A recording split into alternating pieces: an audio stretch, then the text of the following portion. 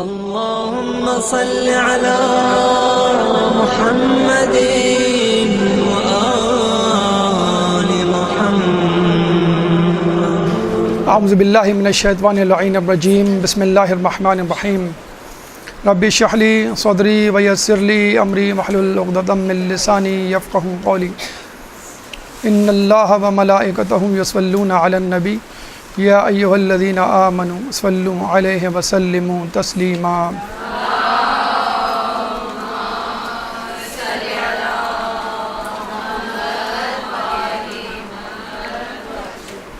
لبیک اللہم لبیک لبیک لا شریک لک لبیک ان الحمد والنعمت لک والملک لا شریک لک. یہ تلبیہ کی صدائیں اس وقت محترم شہر مکے میں بلند ہو رہی ہیں اور ان کی گونج پوری دنیا کے کونے کونے میں سنی جا رہی ہیں. تمام دنیا کے کونے کونے میں رہنے والے مسلمان اور ان کی دل کی دھڑکنیں اس تلبیہ میں ان حاجیوں کے ساتھ شریک ہیں جو مکہ معظمہ میں حج کی سعادت حاصل کر رہے ہیں. یقیناً ہم میں سے کئی لوگ ان کو دیکھ کے رشک کر رہے ہوں گے، کئی لوگ افسوس کر رہے ہوں گے کہ کاش ہم بھی ان کے ساتھ ہوتے. لیکن ہمیں یہ بتائیے کہ کیا لبیک فقط حج کے لیے ہی کہا جاتا ہے؟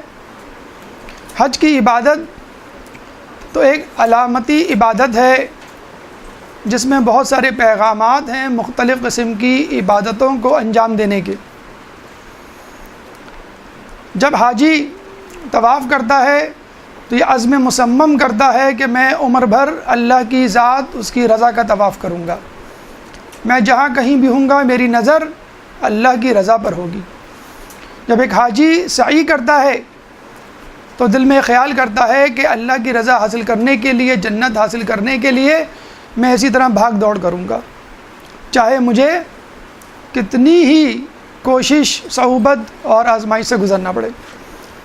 یہی حاجی جب عرفات کی دھوپ میں ذکر الہی کرتا ہے، مزدلفہ کی شب میں قیام کرتا ہے، تو دل میں عزم مصمم کرتا ہے کہ میں دن رات اللہ تعالیٰ کی عبادت میں اپنا سب کچھ لٹا دوں گا اور عمر بھر ذکر الہی کو جاری رکھوں گا اپنی زبان پہ، چاہے دن ہو یا رات.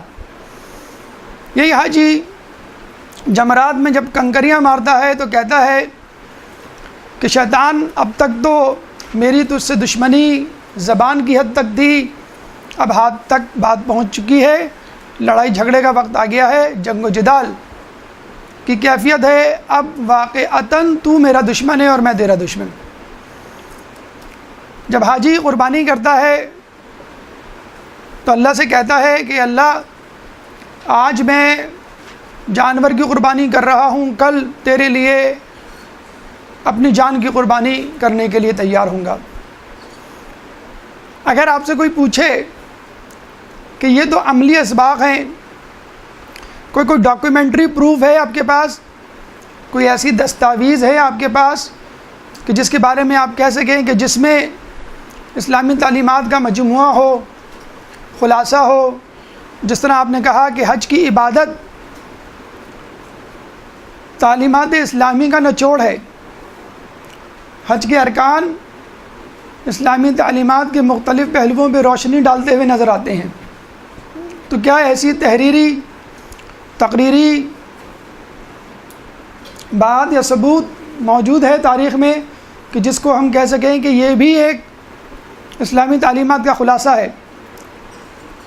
تو رحمت للعالمین احمد مجتبیٰ اللہم صلی علی محمد وعلی محمد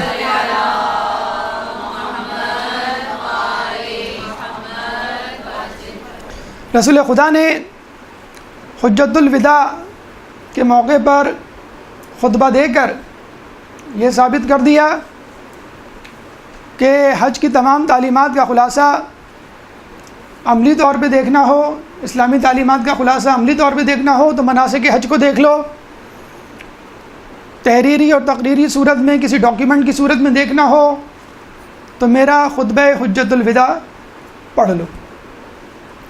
چنانچہ اسی موضوع کو آج اپنی تقریر کا عنوان بناتے ہوئے حجت الوداع کے پیغامات آپ کے سامنے اس خطبے کے پیغامات رکھے جائیں گے۔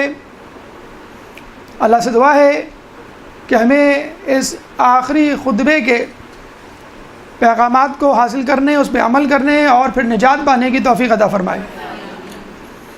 ہمیں یہ بتائیے، کیا لبیک فقط حج کے موقع پہ کہا جاتا ہے؟ جی نہیں۔ فقط طواف کے وقت کہا جاتا ہے؟ جی نہیں۔ قیام عرفہ، مزدلفہ، جمرات کے وقت کہا جاتا ہے فقط؟ جی نہیں۔ جب آپ سو رہے ہوتے ہیں، فجر کی اذان ہوتی ہے تو آپ لبیک کہہ کے اٹھ جاتے ہیں، اللہ میں حاضر ہوا تیری نماز کے لیے، میں نے اپنی نیند کو چھوڑ دیا۔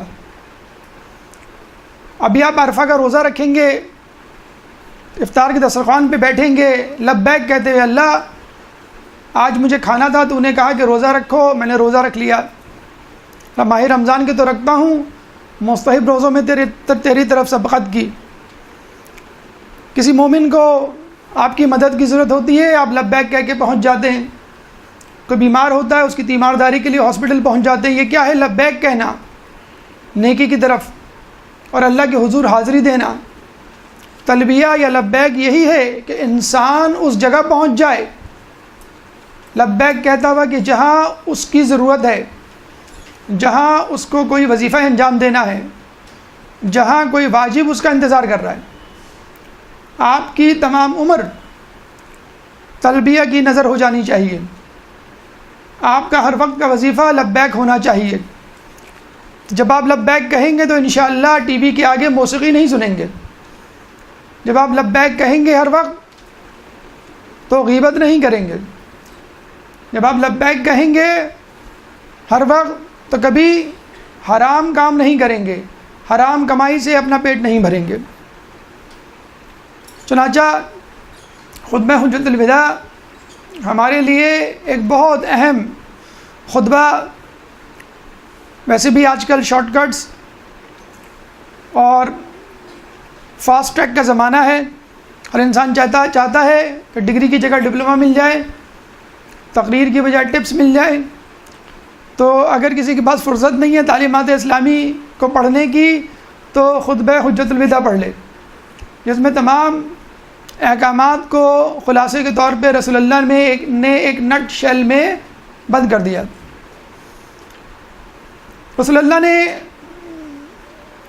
10 ہجری کو جو حج کیا وہ اس قرآن کی آیت کے پیش نظر تھا کہ جو رسول اللہ پہ نازل ہوئی، وَأَذِّن فِي النَّاسِ بِالْحَجِّ،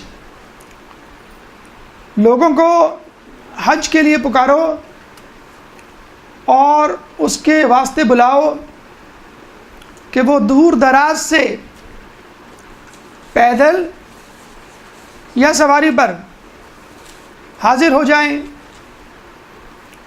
اور اپنے لیے دین و دنیا کے فائدے سمیٹیں۔ لوگوں کو حج کے واسطے پکارو، ان کو بلاؤ کہ دور دراز مقام سے پیدل یا سوار وہ حاضر ہو جائیں تاکہ دین و دنیا کے فائدے اٹھائیں۔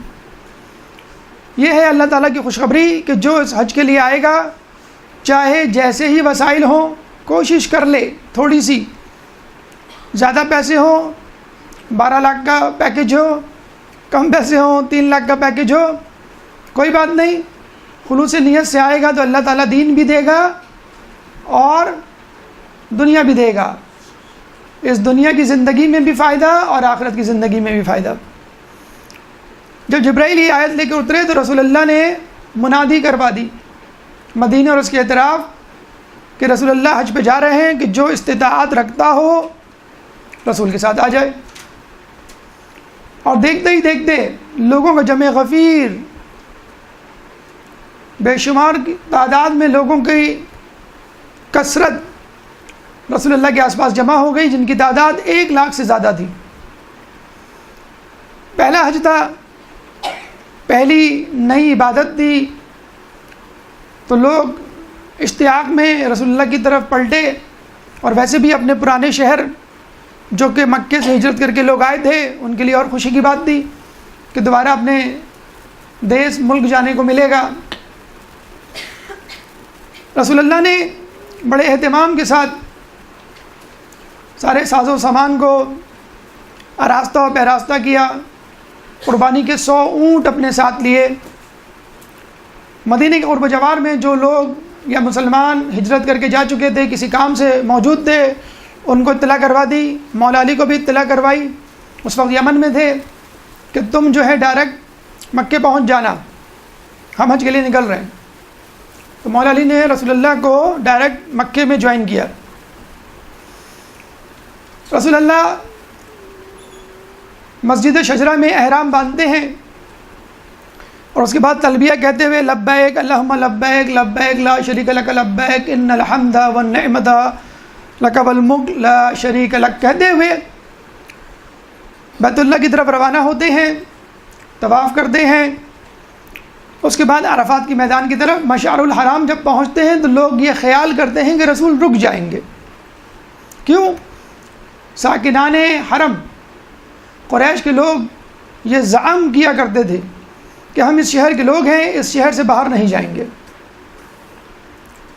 چنانچہ مشعر الحرام مزدلفہ کی طرف جاتے ہوئے وہ رک گئے کہ اب ہمیں آگے نہیں جانا، لیکن رسول اللہ چلتے چلے گئے۔ لوگوں نے حیرت کا اظہار کیا۔ جبرائیل آیت لے کے اترے اور کہا ثم افیضوا، کہ تم اس طرف بڑھے چلو، من حیث افاض الناس، کہ جس طرف پہلے کے لوگ گئے تھے تم اس جگہ سے روانہ ہو جاؤ کہ جہاں سے پہلے کے لوگ روانہ ہوئے تھے۔ پھر رسول اللہ نے الناس کا لفظ، افاض الناس کا لفظ جو استعمال ہوا ہے ناس، تو رسول اللہ نے بتایا یہاں لوگوں سے مراد ابراہیم علیہ السلام، اسماعیل علیہ السلام، اسحاق علیہ السلام اور وہ تمام انبیاء جو ابراہیم کے بعد آئے، ان کی طرف اشارہ ہے کہ اللہ بتلا رہا ہے کہ حج کے موقع پر یہاں نہیں ٹھہرنا، عرفات کے میدان تک جانا ہے۔ تمام انبیاء تم سے پہلے عرفات کے میدان تک گئے، تو تم بھی ان کی اتباع کرتے ہوئے عرفات کے میدان تک جاؤ۔ رسول اللہ عرفات کے میدان تک گئے، چاروں نے چار باقی افراد بھی جو اپنے آپ کو قریش سے کہا کرتے تھے وہ بھی رسول اللہ کے ساتھ عرفات کے میدان میں گئے۔ کہتے ہیں رسول اللہ نے عرفات کے میدان میں 9 ذی الحج کو ایک خطبہ دیا جس کی بنیاد سورہ فتح ٹھہری کہ جب جبرائیل نازل ہوئے، اذا جاء نصر اللہ والفتح ورأيت الناس يدخلون في دين الله افواجا فسبح بحمد ربك واستغفر انه كان توابا۔ اذا جاء نصر اللہ والفتح، جب اللہ کی نصرت اور فتح آ پہنچی، ورأيت الناس يدخلون في دين الله افواجا، اور تم اپنی آنکھ سے لوگوں کو جوق در جوق، فوج در فوج اسلام میں داخل ہوتے ہوئے دیکھو، تو کیا کرو؟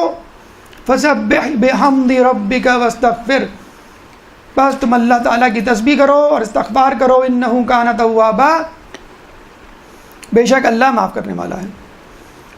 رسول اللہ سمجھ گئے کہ یہ آیت بتلا رہی ہے کہ یہ میرا آخری حج ہے اور میں اس دنیا سے کوچ کرنے والا ہوں، اور اللہ کہتا ہے کہ تم نے نبوت کا کام انجام دے دیا، بس اب اللہ کی طرف رجوع کرو اور تمہارے جانے کا وقت قریب آ گیا۔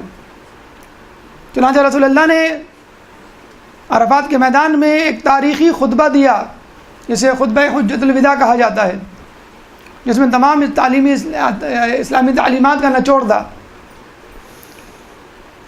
اس حج کی اہمیت کا اندازہ اب اس بات سے لگا، اچھا رسول اللہ کے بارے میں کہا جاتا ہے کہ رسول اللہ نے اس سے پہلے 20 حج کیے تھے۔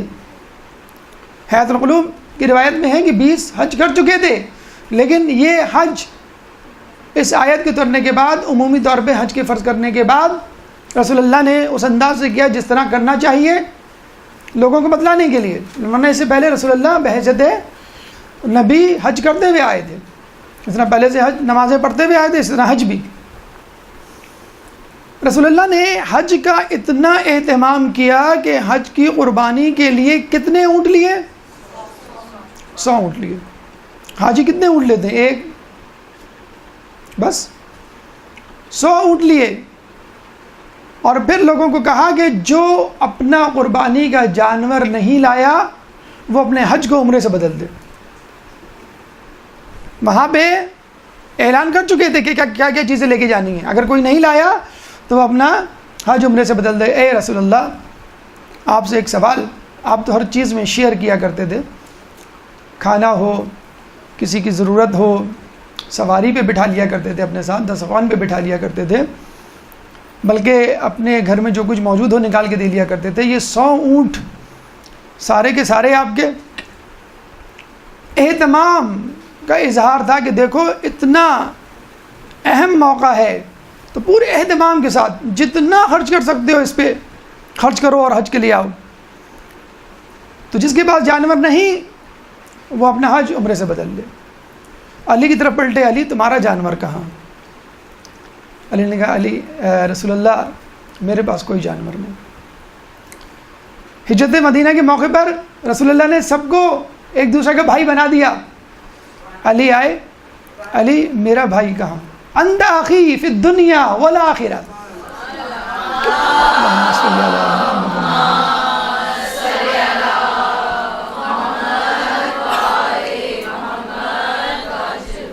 تم میرے بھائی ہو, گھبرانے کی کیا ضرورت. جس طرح شادی کے لیے فاطمہ کے علاوہ کوئی کفو نہیں, اس طرح بھائی بننے کے لیے میں ہوں تمہارا کفو, کوئی تمہارا بھائی بننے کے لائق نہیں. علی نے کہا میرے پاس کوئی جانور نہیں. علی کوئی بات نہیں, تم میرے ساتھ قربانی میں حصے داری کرو گے. 36 اونٹ تمہارے, 66 اونٹ میرے. رسول اللہ نے اس طرح قربانی کو شیئر کیا, گویا بتلان دینا چاہ رہے تھے دیکھو ہم اہل بیت کے ساتھ ہر چیز میں حصے داری ہو سکتی ہے. قربانی کی بات آئے گی تو جیسی قربانی میں دے رہا ہوں ویسی قربانی علی دیں گے یا علی کا بیٹا. ایک درود پڑھ دیں محمد والے محمد.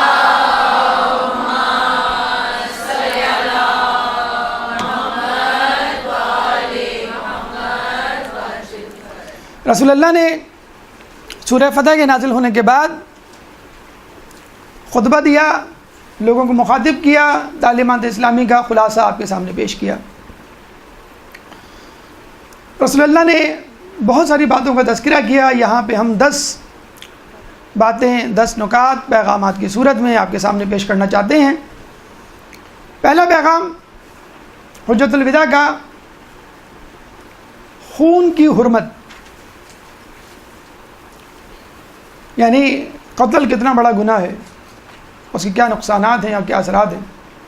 دوسرا پیغام سود کی حرمت, سود کا لین دین کتنا بڑا گناہ ہے, کیا اس کے اثرات ہیں, کیا وجہ علت اس کے حرام ہونے کی.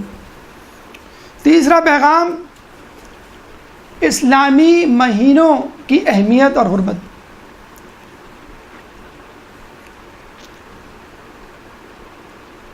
چوتھا پیغام شیطان کی مایوسی, یعنی شیطان کس سے مایوس ہو گیا ہے, کیوں کر مایوس ہو گیا ہے. پانچواں پیغام امانت داری کی اہمیت. چھٹا پیغام مردوں کے حقوق عورتوں پر. ساتواں پیغام عورتوں کے حقوق مردوں پر. آٹھواں پیغام قرآن و اطرت, جس کو رسول اللہ نے ثقلین کہا کہ میں چھوڑے جا رہا ہوں, قرآن و اطرت کی اہمیت. نواں پیغام احترام مومن. اور 10واں آخری پیغام نقطہ اور ہماری گفتگو کا آخری مرحلہ امر بالمعروف و نہی عن المنکر کی اہمیت. اللہ تعالیٰ سے دعا ہے کہ تمام مراحل پر گفتگو کرنے, سننے, اس پہ عمل کرنے کی توفیق عطا فرما. آئیے ہم پہلے مرحلے کی طرف چلتے ہیں, خون کی حرمت. ایک درود پڑھ دیں محمد والے محمد.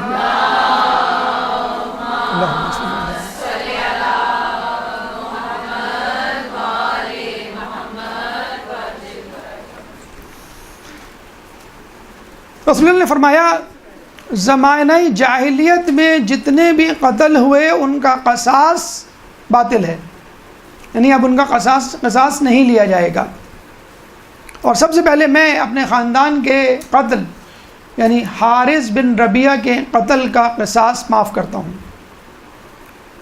دیکھیے قتل کے حوالے سے یہ جان لیجئے کہ جب حضرت آدم علیہ السلام کو پیدا کیا گیا تو فرشتوں نے جو سب سے پہلا الزام عائد کیا انسانوں پر یہ کہ یہ زمین میں جا کر فساد فی الارض پیدا کریں گے، قتل و غارت کریں گے.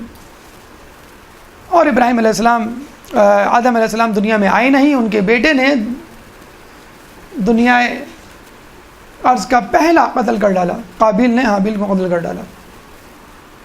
اس کے بعد کی ہسٹری بھی اسی سے پر ہے. رسول اللہ کے زمانے میں جو جنگیں ہوئیں اس میں بھی قتل و غارت، مولا علی کے زمانے میں جو جنگیں ہوئیں اس میں بھی کشت و خون، اس کے بعد ائمہ کا زمانہ، اور اس کے بعد اب تک انسان قتل و غارت میں مصروف ہے. کہیں پانی پینے پلانے پہ جھگڑا، کہیں گھوڑا آگے بڑھانے پہ جھگڑا. مسدس حالی پڑھی ہوگی، آپ نے پڑھا ہوگا. تو عربوں کی سرشست میں ان کے خون میں خون کرنا شامل. آپ لوگوں میں سے اگر کسی نے عربی گرامر پڑھی ہو، صرف پڑھی ہو، تو صرف میں جو پہلی گردان پہلا سبق پڑھایا جاتا ہے، سنا جاتا ہے، وہ کیا ہے؟ ضرب ضرب ضربو ضربت ضربتا ضربنا ضربتا ضربتما ضربتم ضربتے ضربتما ضربتمنا ضربتو ضربنا. یہ 14 صیغے پڑھائے جاتے ہیں آپ کو گرامر کے نا.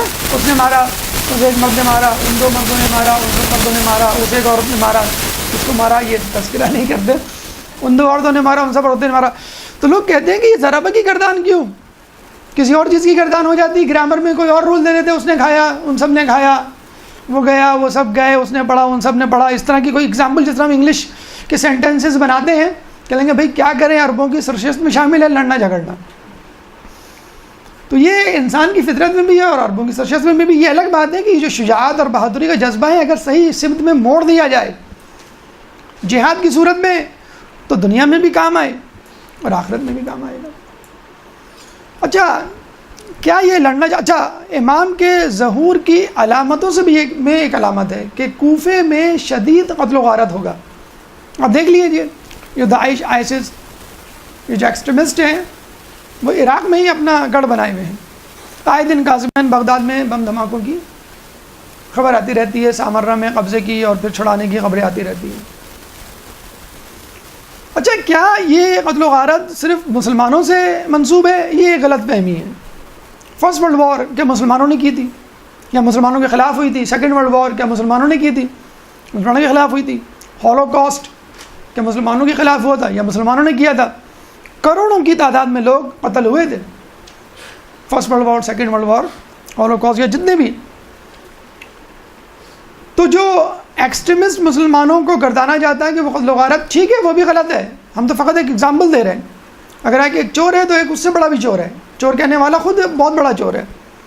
تو پہلے آپ اپنے گریبان میں جھانکیے، آپ نے افغانستان میں کیا کیا، آپ نے عراق میں کیا کیا اور کیا کر رہے ہیں. ٹونی بلیئر ابھی کچھ عرصے پہلے اعتراف کر کے روتے ہوئے اترے روسٹرم سے کہ ہاں میں نے جو فوج بھیجی تھی عراق میں وہ غلط تھی. امریکہ میں باراک اوباما کی گورنمنٹ میں جتنی شوٹنگ کے واقعات ہوئے ہیں، کلنگ کے، اتنے کسی پریزیڈنٹ کے دور میں نہیں ہوئے. آپ لوگوں کو امن سکھا رہے ہیں، امن کا درس دے رہے ہیں. امریکہ میں کتنی گنیں ہیں. لوگ کہتے ہیں کہ بھائی کیا کریں، امریکہ جو ہے وہ اسلحہ بنا رہا ہے، یورپ اسلحہ بنا رہا ہے، کہیں تو کنزیوم ہوگا. تو یہ ضروری ہے کہ دنیا میں کہیں نہ کہیں جنگ جاری رہے، چاہے وہ یمن ہو، چاہے وہ لبنان ہو، چاہے وہ عراق ہو، چاہے وہ سیریا ہو، چاہے وہ افغانستان ہو. ٹھیک ہے کوئی بات نہیں، ذرا گنوں کو بھی تو استعمال کریں. امریکہ میں کتنی گنیں آپ کو معلوم ہے؟ امریکہ کی آبادی کتنی ہے؟ 30 کروڑ. امریکہ میں گنیں 30 کروڑ ہیں. ہر آدمی کے پاس ایک گن، ہر آدمی کے پاس ایک گن. بچوں کو، عورتوں کو، ضعیفوں کو نکال دیجئے، اس کا مطلب ہے ہر آدمی کے پاس 2 گنیں. یہ گنیں بھی تو استعمال ہوں گی کہ نہیں ہوں گی؟ اور کہاں استعمال ہوں گی؟ گن کی بلٹ جو ہے وہ دریا بار یا سرحد بار تھوڑی جاتی ہے، وہ تو آپس میں ہی استعمال ہوتی ہے. تو وہاں جو شوٹنگ کے واقعات ہو رہے ہیں تو اب آپ خمیازہ مکافات عمل ہے. یہ آپ نے لوگوں کو مروایا، اب آپ خود خمیازہ بھگتی ہے. اچھا وہاں پہ جو گن ملتی ہے وہ موبائل کی طرح ملتی ہے. آپ نے پیسے دیے، گن لے لی، کوئی لائسنس نہیں. خیر پاکستان میں بھی لائسنس کی ضرورت تو نہیں ہوتی ہے، لیکن بلکہ ایک آفیشیل چیز ہے کہ لائسنس ہونا چاہیے، لیکن وہاں پہ کوئی لائسنس نہیں ہوتا.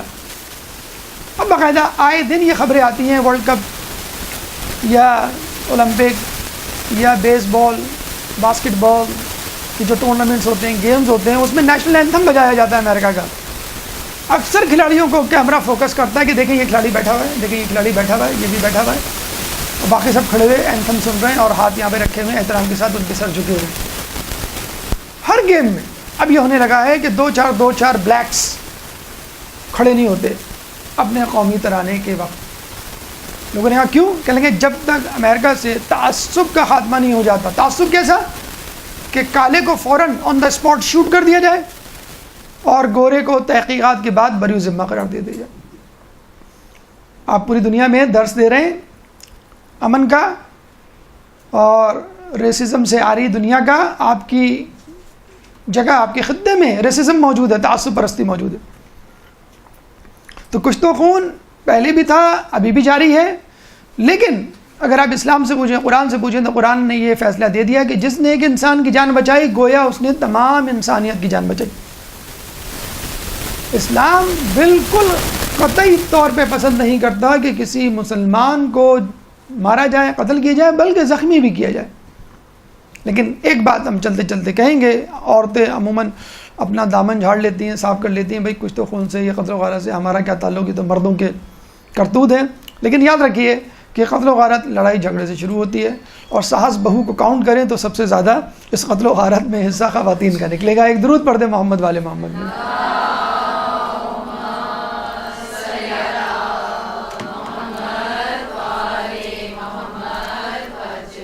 سود کی حرمت ہماری گفتگو کا دوسرا مرحلہ. رسول نے فرمایا کہ میں زمانہ جاہلیت میں لیے گئے تمام سود کو باطل قرار دیتا ہوں، اور سب سے پہلے اپنے چچا عباس بن عبد المطلب کا سود باطل قرار دیتا ہوں جو لوگوں پر ہے. یعنی جن لوگوں کو سود واپس کرنا تھا اب وہ واپس نہیں کریں گے، وہ رکھیں، اب سب نل اینڈ وائٹ.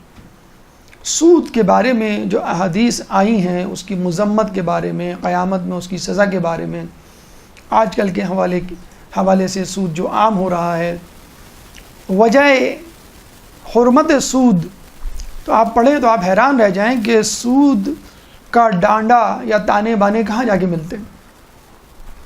فقط اس کی مذمت میں جو حدیث موجود ہے وہ انسان کو کپ کپانے پر مجبور کر دیتی ہے. ہمارے ہاں جو آج کل لوگ سودی لین دین کاروبار میں ملوث ہیں، بینک کی جو نوکری کر رہے ہیں اور جس طرح اس کو حلال کیا ہوا ہے، ان لوگوں کے لیے چند حدیث. سود کی مذمت کے بارے میں روایت میں آیا ہے کہ سود کے 70 اجزاء میں سے کم ترین جز یہ ہے کہ انسان بیت اللہ میں اپنی ماں کے ساتھ نکاح کرے. اللہ اکبر. سود کے 70 اجزاء میں سے کم ترین جز یہ ہے کہ انسان بیت اللہ میں اپنی ماں کے ساتھ نکاح کرے. اتنی زیادہ حرمت. برترین جز کیا ہوگا؟ برترین مذمت کیا ہوگی؟ خود آپ دیکھ لیجئے. قیامت میں ان سود خوروں کا کیا انجام ہوگا؟ رسول فرماتے ہیں معراج پہ گیا تو میں نے دیکھا کچھ لوگوں کے پیٹ مٹکوں کی طرح بڑے ہوئے تھے، پھولے ہوئے تھے، اور سانپ اس میں سے لٹک رہے تھے. رسول نے پوچھا یہ کون لوگ ہیں؟ کہنے لگے یہ وہ لوگ ہیں جو دنیا میں سود کھایا کرتے تھے. اسی طرح یا سود کے لین دین میں ملوث تھے. یہ اسی طرح کچھ لوگوں کے بارے میں، ان لوگوں کے بارے میں کہا جاتا ہے جو سود کھاتے اور لین دین میں ملوث ہوتے ہیں کہ یہ لوگ قیامت میں محبوط الحواس، کہ جن کو شیطان چمٹ گیا ہو، محبوط الحواس اٹھائے جائیں گے. ہم نہیں کہتے بھائی اس کو جن چڑھ گیا ہے، اس کو بھوت چڑھ گیا ہے. تو شیطان جس طرح کسی کو چھو لے اور چڑھ جائے اور وہ پاگل ہو جائے، اس طرح انسان اٹھایا جائے گا قیامت میں جو لوگ سود کے کاروبار میں ملوث ہوں گے. آج کل آپ دیکھ لیجئے سود کا جو عموم ہونا ہے، عام ہونا ہے، اس حوالے سے ہمیں حدیث ملتی ہے کہ ایک زمانہ آئے گا لوگوں پر کہ ہر شخص سود کھائے گا، اور جو نہیں کھائے گا اس تک کم از کم اس کی دھول تو ضرور پہنچے گی. ہماری ساری ٹرانزیکشن، ڈپازٹس، کاروباری لین دین بینک کے ذریعے ہوتا ہے. مجبور ہیں جو لوگ سود نہیں کھاتے، نہیں لینا چاہتے، نفرت کرتے ہیں، وہ بھی بینک سے ہی اپنا ٹرانزیکشن کرتے ہیں. ممکن نہیں ہے کہ پرائیویٹ طور پہ ٹرانزیکشن ہو. تو دیکھا آپ نے کتنی زیادہ مذمت ہے. اچھا، امام سے پوچھا گیا کہ آخر سود کو حرام کیوں کیا گیا ہے؟ حقیقت ہے کہ ہر دنیا میں ہر گناہ کے اندر ایک علت ہے. نہیں سمجھ میں آ رہی وہ ایک الگ بات ہے، لیکن علت ضرور ہے اور اس میں ہمارا ہی فائدہ ہے. امام سے پوچھا کہ سود کو کیوں حرام کیا گیا؟ تو امام نے کہا کہ سود کو اس لیے حرام کیا گیا کہ سود انسان کو کاروبار اور نیکیوں سے روکتا ہے. یعنی انسان کاروبار نہیں کرتا، نیکیوں سے رک جاتا ہے اور نیکیوں کو روکتا بھی ہے. کاروبار کے حوالے سے میں آپ کو مثال دوں، اگر آپ کسی کے پاس پیسے رکھوائیں گے 1 کروڑ، اس نے کہا کہ بھائی ٹھیک ہے میں آپ کو 2% دوں گا، اس نے 2% دینا شروع کیا، 2 لاکھ روپے. آپ نے کہا مجھے ضرورت ہی نہیں کچھ کام کرنے کی، آپ اپنی جگہ رک گئے، گھر میں بیٹھ گئے. اور وہ جو شخص ہے اب وہ پریشان ہے کہ میں کیا کروں، میں کس طرح کاروبار میں لگاؤں گا، ڈوب گیا تو کیا ہوگا. وہ خود کسی کے پاس رکھوا دیتا ہے، وہ اس کو سود دیتا ہے، وہ اس کو سود دے رہا ہوتا ہے. تو انسان پیسہ کماتا اس لیے ہے کہ کسی جگہ رکھوا دے اور پھر سکون سے بیٹھ جائے، بجائے اس کے کہ اس کو رول کرے.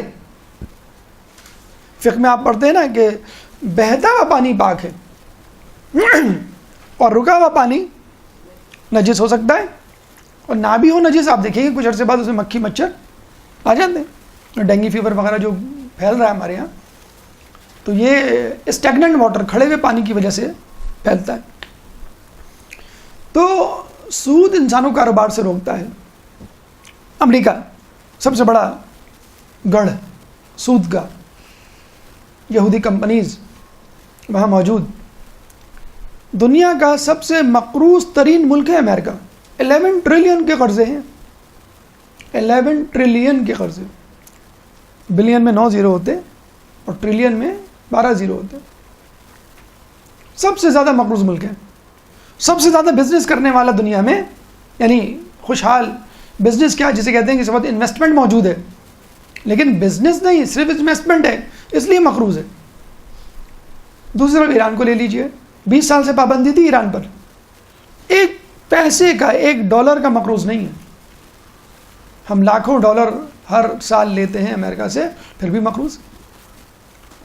اب پابندی اٹھی ہے تو کہتے ہیں کہ ایرانین اسپرنگ کا دور آنے والا ہے. عرب اسپرنگ چلا گیا، عرب کی بہار چلی گئی، اب ایران کی بہار آنے والی ہے. معاشی طور پہ مضبوط ترین ملک بننے والا ہے. کیوں؟ سود کا لین دین نہیں. سعودی عرب کی طرف آئیے. سعودی عرب کے بارے میں کہا جاتا ہے کہ 5 سال کے اندر اگر تیل کی قیمت اتنی ہی رہی تو 5 سال میں اس کی معیشت بیٹھ جائے گی. چلیے ٹھیک ہے کچھ دیر کے لیے مان لیتے ہیں وہاں سودی لین دین نہیں، لیکن آپ کو معلوم ہے سعودیہ کی زیادہ تر انویسٹمنٹ امریکہ میں ہے جہاں پہ سودی لین دین ہوتا ہے. ابھی 9/11 کے حوالے سے جو خبر آئی تھی کہ جن لوگوں کے رشتہ دار مرے ہیں وہ لواحقین اپنی مرحومین کے لیے یعنی قصاص یا بلڈ منی جسے کہتے ہیں وہ سعودی گورنمنٹ سے لے سکتے ہیں، کیونکہ وہ زیادہ تر ملوث رہے.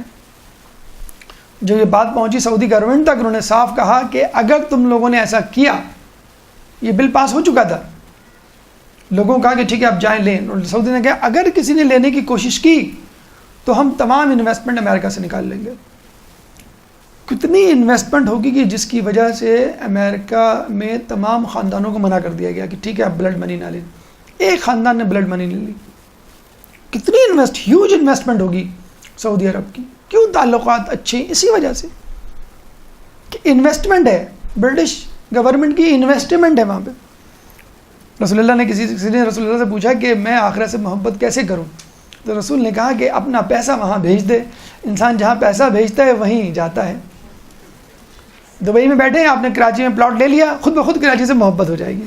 دبئی تو اچھا ہے لیکن کراچی ہے، ہوتے ہیں محبت. تو آپ سعودیہ میں بیٹھے ہوئے ہیں اور امریکہ میں انویسٹمنٹ ہے، تو آپ امریکہ کے چکر کیوں نہیں لگائیں گے؟ کیا آپ کے ہاتھ اٹھیں گے مرد برگ امریکہ کہتے ہوئے؟ کبھی نہیں اٹھیں گے آپ کے ہاتھ. آپ نہیں چاہیں گے وہ ملک جو اتنا ہوئے تباہ ہو. امام نے کیا کہا تھا ابراہیم جمال کو کہ تم نے اونٹ دیتے ہو ہارون کو؟ کہیں گے ہاں. کہنا پھر تم کیسے چاہو گے کہ وہ تباہ برباد ہو؟ تم تو چاہو گے کہ وہ صحیح سلامت سفر میں جائے، صحیح سلامت سفر میں واپس آ جائے. اور دودھو نہائے پوتو پھلے جیسے ہم کہتے ہیں، نظر نہ لگے وغیرہ وغیرہ، لمبی حیاتی پاؤ تاکہ میرا کاروبار چلے. تو کیا یہ دعائیں بآواز بلند نہیں، دل میں تو حرم میں ہوتی ہوں گی. یہ اللہ امریکہ کو قائم و دائم رکھ، کیونکہ ہمارا یہاں پیسہ لگا ہوا ہے. اگر تباہ ہو گیا تو ہم بھی تباہ ہو جائیں گے. امریکن ڈالر اور ریال دونوں نتھی ہیں کہ اگر ڈالر بڑھے گا تو ریال بھی بڑھے گا، ڈالر کم ہوگا تو ریال بھی کم ہوگا. ہم آدمی ہیں تمہارے جیسے، تو جو تم کرو گے وہ ہم کریں گے. تو آپ نے دیکھا کہ معیشت کو تباہ کرتا ہے، انسان کو غریب بنا دیتا ہے. جن ملکوں نے سود کو اپنایا وہ اب نیچے جا چکے ہیں، اور جن لوگوں نے سود کو نہیں اپنایا، اپنے پیروں پہ کھڑے ہونے کا عزم کیا، کاروبار کو ترجیح دی سود پر، وہ اوپر جا رہے ہیں. پابندیوں کے باوجود وہ قائم و دائم ہے، کوئی قرضہ نہیں ہو، کوئی ٹینشن نہیں ہو. امام نے دوسری بات کیا کی کہ یہ نیکیوں سے رکواتا ہے. سود لینے والے ممالک، شہروں اور ان جگہوں کو دورہ کیجیے، خبریں پڑھ لیں، دورہ کرنے کی کیا ضرورت. آپ کو معلوم ہو جائے گا کہ وہاں پہ نیکیوں سے کیسے روکا جا رہا ہے. تازہ ترین مثال فرانس کی، حجاب پہ پابندی. برقعی ایک ایسا لباس ہے جو خواتین پردہ کرتی ہیں، وہ سوئمنگ کرتے ہوئے بیچز پہ وہ لباس پہن سکتی ہیں. یعنی اس کا فائدہ یہ ہے کہ آپ سوئمنگ بھی کر سکتی ہیں اور آپ کا حجاب بھی برقرار رہے گا، صرف چہرہ اور ہاتھ کھلا رہتا ہے. برقعی اس کو کہتے ہیں. فرانس میں بیچز پہ پابندی لگا دی گئی کہ اگر کسی خاتون کو برقعی پہنے ہوئے دیکھا گیا یعنی حجاب میں تو گرفتار کر لیں گے. پولیس چکر لگا رہی ہوتی ہے. جہاں کسی خواتین کو بولا گیٹ اپ، گیٹ لاسٹ اور ریموو یور برقعی. یہ ہو رہا ہے فرانس میں. کیا ہو رہا ہے؟ نیکی کو روکا جا رہا ہے. یورپ میں کیا ہو رہا ہے؟ بچے کو کہا جا رہا ہے کہ تمہاری اپنی زندگی ہے، تمہیں کسی کو سننے کی، فالو کرنے کی ضرورت نہیں ہے. اور اگر ماں باپ زبردستی کریں 911 پہ فون کر دو، پولیس آ جائے گی اور بچے کو لے جائے گی. خیر ایسا واقعہ تو ہمارے یہاں بھی ہو چکا ہے. ابھی جو بچوں کے اغوا ہونے کی جو ریمرز پھیلی تھی، ایک بچہ روتا ہوا جا رہا تھا باپ کے ساتھ، اس کو اسکول لے کے جا رہا تھا، وہ جا نہیں رہا تھا، روتا ہوا جا رہا تھا غصے میں. تو کسی نے شک کر لیا کہ بچے کو اغوا کر کے لے آ رہا ہے. تو کسی نے بچے سے پوچھا یہ تمہارے بابا ہیں؟ اس نے کہا نہیں یہ میرے بابا نہیں ہیں. اس نے یہ کہہ دیا نہیں یہ میرے بابا نہیں ہیں. او پکڑ کے لے گئی پولیس. تو اب دیکھیں بچے کی معصیت بھی انسان کو بعض وقت پھنسا دیتی ہے. تو 911 میں فون کر دیتے ہیں کہ they are not my parents, اور وہ پولیس جو ہے بیچاری پکڑ کے لے جاتی ہے کہ آپ اس کے پاس نہیں رہ سکتے، اس کے ساتھ نہیں رہ سکتے، اس کو دیکھ نہیں سکتے. نوجوانوں کو شادی سے دور کیا جا رہا ہے. خیر ہمارے یہاں بھی یہی حال ہے، کیریئر کے نام پر شادی کو ڈیلے کیا جا رہا ہے، اور جو ایکسٹرا میریٹل افیئرز ہیں ان کو پروموٹ کیا جا رہا ہے ڈراموں کے ذریعے، فلموں کے ذریعے. بوڑھوں کو مجبور کیا جا رہا ہے کہ آپ تربیت اولاد نہ کریں. اولڈ ہومز میں بھیجا جا رہا ہے. اب پاکستان میں بھی اس کے جو ہے عملی مظاہرے شروع ہو گئے. الشیخ اسرت ہی کان النبی امت ہی، شیخ گھر میں ایسا جیسے نبی اپنی امت میں. یہ امریکہ یورپ کا حال. چلیں انڈیا چلتے ہیں. امریکہ ہمارا مرجع عالم اور انڈیا ہمارا فل عالم. انڈیا کی اداکار نے ابھی پچھلے دنوں، اچھا یہ خبر یا خبریں ہم آپ کو درس یا لیکچر کو چٹپٹا بنانے کے لیے نہیں سناتے، اس لیے سناتے ہیں کہ عوام الناس اس میں انوالو ہے. آپ تو نہیں انوالو ہیں انشاءاللہ، لیکن عوام الناس تو انوالو ہے. ایک اداکار نے ٹویٹ کیا، یعنی لیٹر لکھا باقاعدہ اپنی پوتی نواسی کو. کیا لکھا؟ 8 سال کی پوتی اور 7 سال کی نواسی. کیا لکھا کہ بیٹا دیکھو اب تم بڑی ہو رہی ہو، اپنے فیصلے خود کرنا سیکھو، دوسروں کی بات پہ دھیان نہ دو، جو تمہارا جی چاہ رہا ہے وہ کرو، جو تمہارا جی چاہ رہا ہے پہننے کا وہ پہنو، اور بالکل بھی شرم نہ محسوس کرو کسی لباس کے پہننے میں. مثلاً skirt. Do not let anybody measure your character by the length of your skirt. کسی کو اپنے کردار کی لمبائی اپنے اسکرٹ کی لمبائی سے ناپنے نہ دو. مطلب اگر چھوٹا اسکرٹ بھی پہنو no problem, you will be a dignified person, you will be a respected lady. اور بڑا اسکرٹ پہنو یا حجاب کر لو مکمل تو اٹ ڈزنٹ مین کہ تم ایک اچھی لڑکی ہو. کیا سبق پڑھا رہے ہیں آپ؟ کیسے ممکن ہے ایک عقل رکھنے والا کہہ سکتا ہے ایک بے حجاب عورت کو، اریاں نیم اریاں عورت کو کہ یہ اچھے کردار کی مالک ہوگی؟ کوئی نہیں کہہ سکتا. اسی طرح ایک حجاب کرنے والی لڑکی کو کوئی کہہ سکتا ہے کہ یہ غلط کردار کی حامل ہوگی؟ کوئی نہیں کہہ سکتا. عقل کہتی ہے کہ عورت فطرتاً باحیا واقع ہوئی. جتنی حیادار ہوگی اتنا ہی حجاب اچھا ہوگا، جتنا حجاب اچھا ہوگا اتنا اس کا کردار اچھا ہوگا. یہ سمجھ میں نہیں آتی کہ اداکاروں کو آج کل کیا پڑی ہے اسلامی اور اخلاقی دروس دینے کی. تو بھئی آپ فلمیں چھوڑ دیں، ہم چلے جاتے ہیں ایکٹنگ کرنے، آپ یہاں کے درس دینا شروع کر دیں. ایک اداکار نے کمنٹ دیا، یہ جو بقرعید پہ، یہ مسلمان اداکار، ابھی تو میں نے ہندو کی بات کی تھی، اب میں مسلمان اداکار کی بات کر رہا ہوں. مسلمان اداکار کہتا ہے کہ بقرعید پہ قربانی کرنے کی کوئی ضرورت نہیں، ایک فضول رسم ہے، قربانی کرنا ہے تو اپنی کسی چیز کو غریب کو دے دو. قربانی کرنے سے کیا ہوتا ہے؟ ڈو ہیل ود یو، تم کون ہوتے ہو ہمیں اسلام پڑھانے والے؟ کبھی ہمارے کسی مرجع نے، مجتہد نے، عالم نے کہا فلاں فلم اچھی نہیں لگی ہم نے دیکھی، فلاں گانا ہٹا دینا چاہیے، فلاں سین ٹھیک نہیں تھا؟ کبھی کہا میوزک میں یہ ردم نہیں تھا، یہ بول اچھے نہیں تھے؟ نعوذ باللہ کبھی کہا؟ نہیں کہا. کیوں؟ دس از نن آف یور بزنس، یہ آپ کا بزنس ہے ہی نہیں. تو یہ آپ کا بزنس کب سے ہو گیا کہ آپ ہمیں اسلام سکھا رہے ہیں، آپ ہمیں اخلاقیات سکھا رہے ہیں؟ آپ لوگوں نے تو اخلاقیات کی دھجیاں اڑائی ہیں، اڑا رہے ہیں. اچھا یہ میں بتا دوں آپ کو، آپ اس پہ ہنسیں یا اس کو نہ مانیں، یہ باقاعدہ ایک سازش ہے جو ایک عالمی پیمانے پہ کی جا رہی ہے. کون سی سازش؟ اداکاروں کے ذریعے اور فلموں کے ذریعے لوگوں کا برین واش کرنا. فلموں کو پولیٹیکلی یوز کیا جاتا ہے، پاکستان خلاف فلمیں بنائی جاتی ہیں، اسلام مخالفت میں فلمیں بنائی جاتی ہیں. اب اداکاروں کو ویسے ہی ٹویٹر آ گیا ہے، فیس بک آ گئی ہے، انسٹاگرام آ گیا ہے، واٹس ایپ آ گیا ہے. اب اس سے اداکار اپنے فالوورز، فرینڈز پیدا کرتے ہیں، فرینڈ سرکل جو ہم نے کہا تھا نا. آپ کو معلوم ہے جس اداکار نے اپنی پوتی نواسی کو کہا ہے کہ do not let anybody measure your character with the help of your length of your skirt, اس اداکار کی فیس بک پہ کتنے فالوورز ہیں؟ 1,40,00,000. 1,40,00,000 تو کم از کم اس کی بات پہ عمل کریں گے اور اسکرٹ پہن کے نکلیں گے. مرد نہیں کہہ رہا ہوں، عورتیں کم از کم. ٹھیک ہے نا؟ ہوگا کہ نہیں ہوگا؟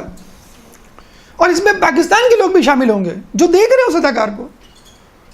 تو جب آپ ایک اداکار کی تقلید کرتے ہیں، جب آپ بال اس طرح بنا رہے ہیں، لباس اس طرح پہن رہے ہیں، تو بس اس کی فلسفی پہ بھی عمل کریں گے. اب بے حیائی کو آپ رائج دیں گے. تو آپ لوگوں کو سمجھائیے کہ بھئی تم لوگ کیا دیکھ رہے ہو. اب ڈرامے اور فلمیں وہ زمانہ نہیں رہا ہمارے زمانے میں جو فقط تفریح کے لیے دیکھے جاتے تھے. اب ڈراموں فلموں میں آئیڈیالوجی فلوٹ کی جاتی ہے، پروموٹ کی جاتی ہے. اب اداکار جو ہیں وہ اسلامی ارکان اور اس پر ایک عالم دین کو بلایا جاتا ہے، ایک اداکار کو بلایا جاتا ہے اور ان سے جو ڈیبیٹ کروائی جاتی ہے. ایک عالم دین کو اور ایک ڈانسر کو کراچی پاکستان میں ایک ٹاک شو میں بلایا گیا. ایک عالم دین بیٹھے ہوئے تھے، وہ ڈانسر رقاصہ کراچی آرٹس کونسل کی، اور وہ بولنا شروع ہوئی. اس عالم دین سے پوچھا، انہوں نے کہا کہ مجھے یہ بتائیے کہ اگر آپ مجھ سے پوچھیں کہ ڈانس کی کتنی اقسام ہیں اور کون سی اقسام صحیح نہیں ہے، اچھی ہے، بری ہے، تو آپ یقین کر لیں گے؟ کہیں گے نہیں. کہہ لیں گے بس ٹھیک ہے، آپ نے ان کو کیوں بلایا اسلام کے بارے میں بولنے کے لیے؟ ان کو آپ لے جائیں، ضرورت ہی نہیں ہے. بڑا صحیح جواب دیا. تو یاد رکھ لیجئے، جان لیجئے، پہلے ناولز ہوا کرتے تھے، آرٹیکلز ہوا کرتے تھے، نیوز پیپرز ہوا کرتے تھے لوگوں کی آئیڈیالوجی کو برین واش کرنے کے لیے. لیکن اب لوگوں میں ریڈنگ ہیبٹ ختم ہو گئی. آپ نے دیکھا ہوگا امیر مختار کی اتنی موٹی کتاب دے دی ہے، آپ پڑھیں گے؟ امیر مختار کی جو 40 ایپیسوڈ پہ مشتمل آپ سیریز دیکھ لیں گے. اب فلموں کے ذریعے، ڈراموں کے ذریعے، ایڈورٹیزمنٹ کے ذریعے پروموٹ کیا جا رہا ہے. تو جو لوگ سود کھاتے ہیں وہ اس طرح نیکیوں سے روکتے ہیں. امر بالمعروف ونہی عن المنکر ختم ہو جائے گا، لیکن روایت میں یہ بھی کہا گیا ہے کہ ایک زمانہ آئے گا کہ لوگ نیکی سے روکیں گے اور گناہوں کا حکم دیں گے. ہمارے یہاں سب کچھ ہو رہا ہے.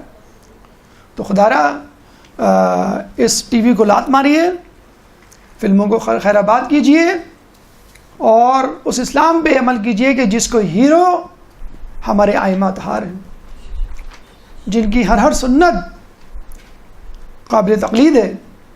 سنت ابراہیم کا ہر پہلو ایک پیغام اپنی جگہ رکھتا ہے. یہ اداکار، صداکار، گلوکار اور یہ سیاستداں یہ صرف اپنے مفاد چاہتے ہیں اور اپنے لیے جی رہے ہیں، اپنے لیے مر رہے ہیں. خود بھی جہنم میں جائیں گے، آپ کو بھی جہنم میں لے کے جائیں گے. ایک درود پڑھ دیں محمد والے محمد.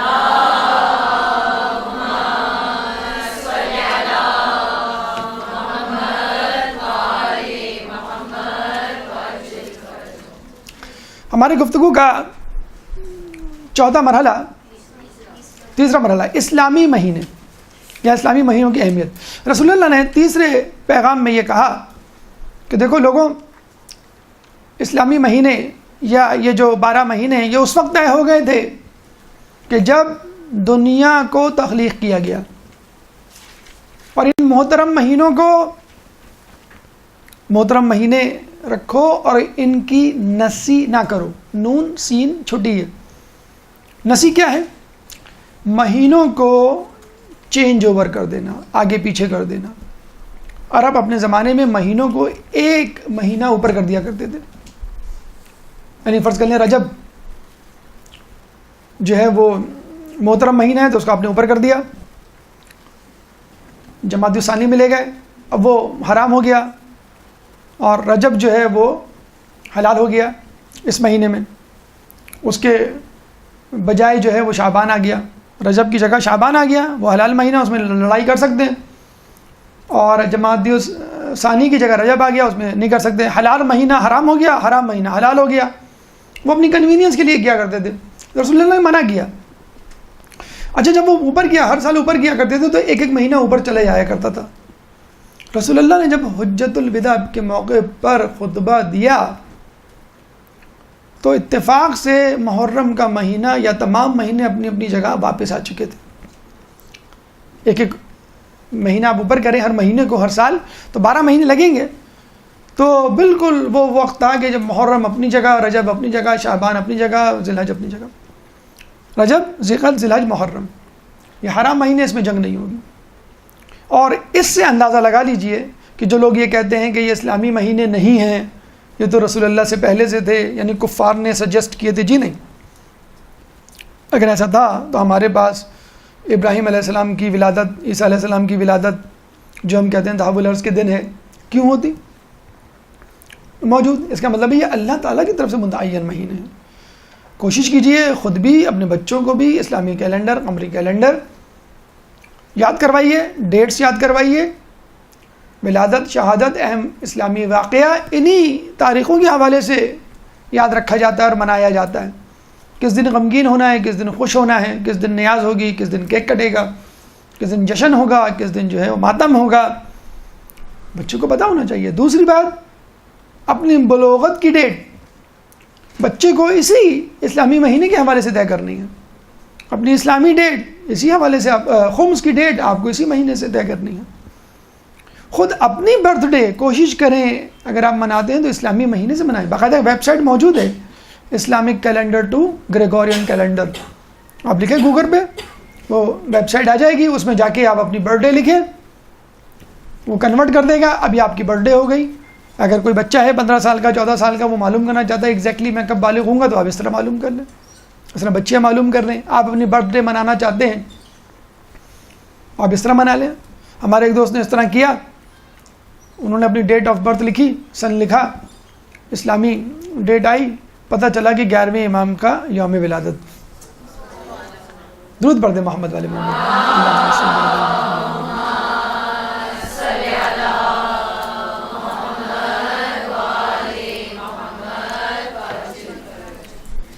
اسلامی مہینے کے بعد رسول اللہ نے چوتھا جو پیغام دیا وہ شیطان کی مایوسی۔ رسول نے فرمایا کہ شیطان اپنی پرستش سے مایوس ہو چکا ہے اور شرک کے علاوہ تمام گناہوں پر راضی ہو چکا ہے۔ اس کا مطلب کیا ہوا؟ شیطان کی پرستش اب کبھی نہیں کی جائے گی، اور شرک بھی کبھی نہیں ہوگا، اور گناہ ہو سکتے ہیں، شیطان کی پرستش نہیں کی جائے گی۔ اچھا آپ کو میں بتاؤں، ابھی پچھلے دنوں یعنی پچھلی صدی میں 50-60 سال پہلے امریکہ میں باقاعدہ ڈیولز ریلیجن، شیطانی مذہب وجود میں آیا تھا۔ اچھا یہ بھی میں آپ کو بتا دوں، فلسطین is called land of prophets اور امریکہ is called land of devils, شیطانوں کی سرزمین کہا جاتا ہے۔ لیکن بہرحال تمام لوگ اس میں شامل نہیں ہیں، وہ مائنڈ نہ کریں اگر وہ سن رہے ہیں امریکہ میں بیٹھے ہوئے مسلمان۔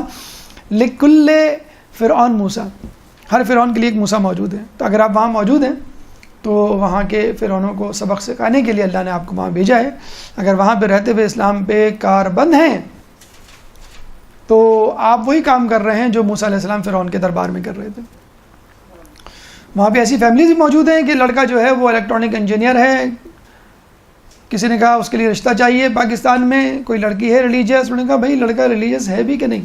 کہنے کا لڑکا الیکٹرانک انجینئر بن چکا ہے، اب قم جا رہا ہے پڑھنے کے لیے۔ بتائیں آپ، ایسے ایسے لوگ جو ہے وہ امریکہ، یورپ، کینیڈا میں موجود ہیں، تو دھوکہ نہ کھائیے۔ ہم سے بہتر لوگ آپ کو امریکہ یورپ میں ملیں گے، کیونکہ ہم میں سے اگر فرض کر لیں اس چھت کے تلے کوئی بیٹھا ہوا ہے اگر چلا جائے تو اپنی ریت، اپنی تہذیب، اپنی ثقافت، اپنی حب اہل بیت وہ اپنے ساتھ لے کر جائے گا اور کوشش کرے گا کہ وہاں کے لوگوں کو اپنا گرویدہ بنائے اور اپنا ہم خیال بنائے۔ تو یہ ضروری ہے، اور شاید یہ اللہ تعالیٰ کی حجت تمام ہونے کو جا رہی ہے کہ دنیا کے کونے کونے میں مسلمان اور شیعان علی پھیل جائیں گے، تاکہ امام کی نصرت سے ایک جگہ سے نہیں، تمام کونوں سے ان کی نصرت کے لیے سپاہی ہیں۔ یہ ہے اللہ صلی اللہ علیہ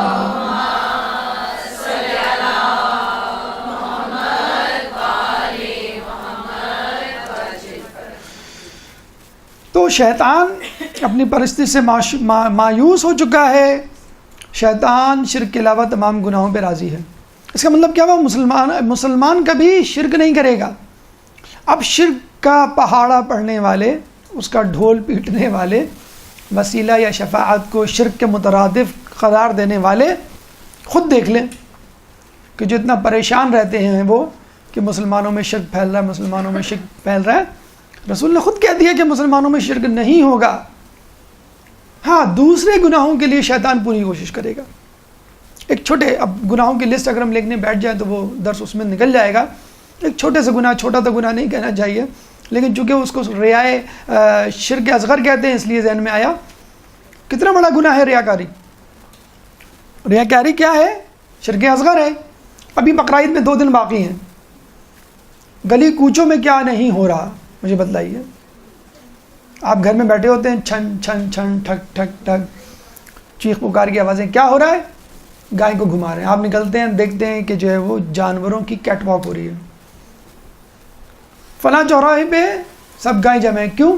محلے کی مس کاؤ کا مقابلہ ہو رہا ہے، سب سے اچھی کاؤ کس کی ہے؟ ہو رہا ہے نہیں ہو رہا؟ ہمارے میں واٹس ایپ پہ کیا ہو رہا ہے؟ منہ دکھائی کس کی؟ جانور کی۔ یہ ہم نے جانور لیا، دیکھنے آ جائیں، اور جو نہیں دیکھنے گیا ہم نے تو واٹس ایپ پہ پکچر بھی بھیجی تھی، آپ ہمارا جانور نہیں دیکھنے آئے، ہم آپ سے ناراض ہیں۔ جیسے دلہن کی منہ دکھائی میں اگر کوئی رشتہ دار نہ شریک ہو کہ بھائی میں نامحرم کو نہیں دیکھتا، اس سے لوگ ناراض ہو جاتے ہیں۔ تو واٹس ایپ پہ جانور کی منہ دکھائی ہو رہی ہے، تو یہ کیا ہے؟ جانور اتنے لاکھ کا، جانور اتنے لاکھ کا، اور ہم نے اتنے کا لیا، ہم نے اتنے کا لیا۔ اس کے بعد پہلے جانور کو چارہ کھلا رہے ہیں اور اس کے بعد جانور کا گوشت ٹکا پارٹی کی صورت میں۔ ابھی آپ دیکھیے گا کارمینا، حاجمولا سب بلیک میں مل رہی ہوگی، اور سب جو ہے ٹی وی کے آگے بیٹھے ہوں گے ٹوٹ کے دیکھنے کے لیے گوشت کیسے گلائیں، گوشت کیسے، گوشت نہ ہوا، مومن شقی مومن کا دل ہو گیا کہ گلنے کو نہیں آ رہا۔ تو کبھی آپ نے خمس اور زکوٰۃ کی نمائش نہیں کی کہ ہم نے اتنا خمس نکالا ہو تو کرے نا، لیکن جانور چونکہ ایک نمائشی مستحب، ٹھیک ہے، اپنی فضیلت ثواب اپنی جگہ پہ، لیکن یہ جو ابھی خیر کہنا تو نہیں چاہیے، ہم آ رہے تھے رستے میں ڈارک براؤن قسم کے اونٹ نظر آئے، بڑے خوش ہوئے کہ ماشاءاللہ اتنے اچھے اونٹ پاکستان میں۔ پہلے کہ آدمی پیچھے اس کو برش کر رہا ہے براؤن رنگ کا، یہ ہو رہا ہے، جانوروں پہ برش ہو رہا ہے، پینٹ ہو رہا ہے کہ خوشنما اچھے نظر آئیں۔ تو ہم ریاکاری میں ہر دیکھیں، ہر سنت ابراہیم کو، سنت رسول کو، سنت ائمہ کو، ہر چیز کو ریاکاری میں، دنیا پرستی میں بدل دیا گیا ہے۔ یوم عرفہ کے اعمال کسی کو نہیں یاد ہوں گے، محلے کی ہر گائے کی قیمت ہر بچے سے پوچھ لیں آپ، فلاں کی گائے اتنے کی، فلاں کی گائے اتنے کی، فلاں کی۔ بیٹا عرفہ کے دن کیا کیا کرنا ہوتا ذرا بتاؤ، عرفہ یہ کیا ہوتا؟ وہ تو وہاں پہ ہوتا، ہمارے لیے کوئی اعمال نہیں ہے۔ ساری رات بچے گھوم رہے ہوتے ہیں، کراچی کے پورے علاقوں میں یہی حال ہے، شب بیداریاں ہو رہی ہیں، لیکن عرفہ کے اعمال کے لیے، شب عرفہ کے لیے، عرفہ کے روزے کے لیے کوئی فکر نہیں کر رہا۔ تو یہ سب کیا ہے؟ شرک اصغر ہے، یہ سب کیا ہے؟ گناہ ہے۔ شیطان کو معلوم ہے یہ مسلمان شرک تو نہیں کرے گا، دوسرے گناہ تو کرے گا، اور شیطان نے کہہ دیا ہے، اس کا جملہ قرآن میں موجود ہے کہ میں تیری صراط مستقیم پہ بیٹھوں گا، میں شراب خانوں پہ، سینما ہالز میں، جوا خانوں میں نہیں بیٹھوں گا، میں تو مسجد میں بیٹھوں گا، میں امام بارگاہ میں بیٹھوں گا، میں مدرسے میں بیٹھوں گا، میں جو ہوں نماز پڑھنے والے کے پیچھے جاؤں گا، میں قربانی کرنے والے کے پیچھے جاؤں گا، تاکہ اس کو روکوں، اگر روک نہ سکوں تو ریاکاری پیدا کر دوں. یہ آخری حربہ ہوتا ہے. کچھ لوگوں کو آپ کو سن کے حیرت ہوگی، علماء عالم فرماتے ہیں کہ شیطان باقاعدہ فجر کے لیے اٹھاتا ہے، نماز شب کے لیے اٹھاتا ہے. کیوں؟ کہ وہ اس نماز شب پہ فخر کرنے لگے کہ میں نماز شب پڑھتا ہوں، کوئی نہیں پڑھتا، میں جنتی ہوں، باقی سب جہنم. میں فجر پڑھتا ہوں، میں اول وقت. تو یہ عبادت کا گناہ آپ کو جہنم میں لے جائے گا. تو اس بات کا خیال رکھیے کہ اگر آپ کسی نیکی کو کرنے میں کامیاب ہو گئے تو ہنوز دلی دور است، there are lot of slips between the cup and the lips. ابھی بھی آپ اغوا ہو سکتے ہیں. اور مجھے بتائیے، چور یا ڈکیت کسی جھگی میں ڈاکہ ڈالتا ہے، کسی بڑے بنگلے پہ ڈاکہ ڈالے گا نا، یہاں زیادہ پیسے ملیں گے مجھے، یہاں زیادہ مال ہوگا. تو مومن کی جیب، مومن کی کمائی، مومن کی نیکی پہ دھاوا ڈالے گا. بولے گا شیطان، کیوں؟ کہ اس کے پاس نیکیوں کا خزانہ ہے، شیطان کو نیکیاں تو چاہیے. گناہگار فاسق کے پاس کیوں وہ آئے گا اس کو بہکانے کے لیے؟ تو شیطان اپنی پرستش سے مایوس ہو چکا ہے، شیطان شرک سے مایوس ہو چکا ہے، لیکن اور گناہوں پر ابھی بھی آمادہ ہے اور مومن کو بھی آمادہ کر رہا ہے. تو اس شیطان سے بچیے. حجت الوداع کے اہم پیغام، اہم ترین پیغام کو سمجھیے. اس کے بعد 5واں پیغام، امانت داری. رسول فرماتے ہیں کہ جو شخص کسی سے امانت لے اس کو واپس کر دے. مجھے بتائیے، رسول اپنی اعلان رسالت سے پہلے کیا مشہور تھے؟ صادق اور امین. کیا انہوں نے خود اپنے آپ کو انٹروڈیوس کروایا تھا کہ میں صادق ہوں، میں امین ہوں، مجھے صادق اور امین کہہ کے بھی پکار سکتے ہو، نام میرا محمد ہے؟ رسالت کا اعلان کیا، صادق اور امین ہونے کا اعلان کروایا اپنے کردار سے، تاکہ لوگ اعلان ہونے کے بعد جھوٹا نہ کہیں، کوئی اور بہانہ بنا دیں، جھوٹا نہ کہیں. ہمیں فخر ہے کہ جس شخص نے اپنے آپ کو صادق کہلوایا، ہم اس کے ماننے والے ہیں، اس کی سنتوں پر چلنے والے ہیں، کیونکہ وہ کبھی جھوٹ نہیں بولا کرتا تھا، کبھی اس نے جھوٹ نہیں بولا.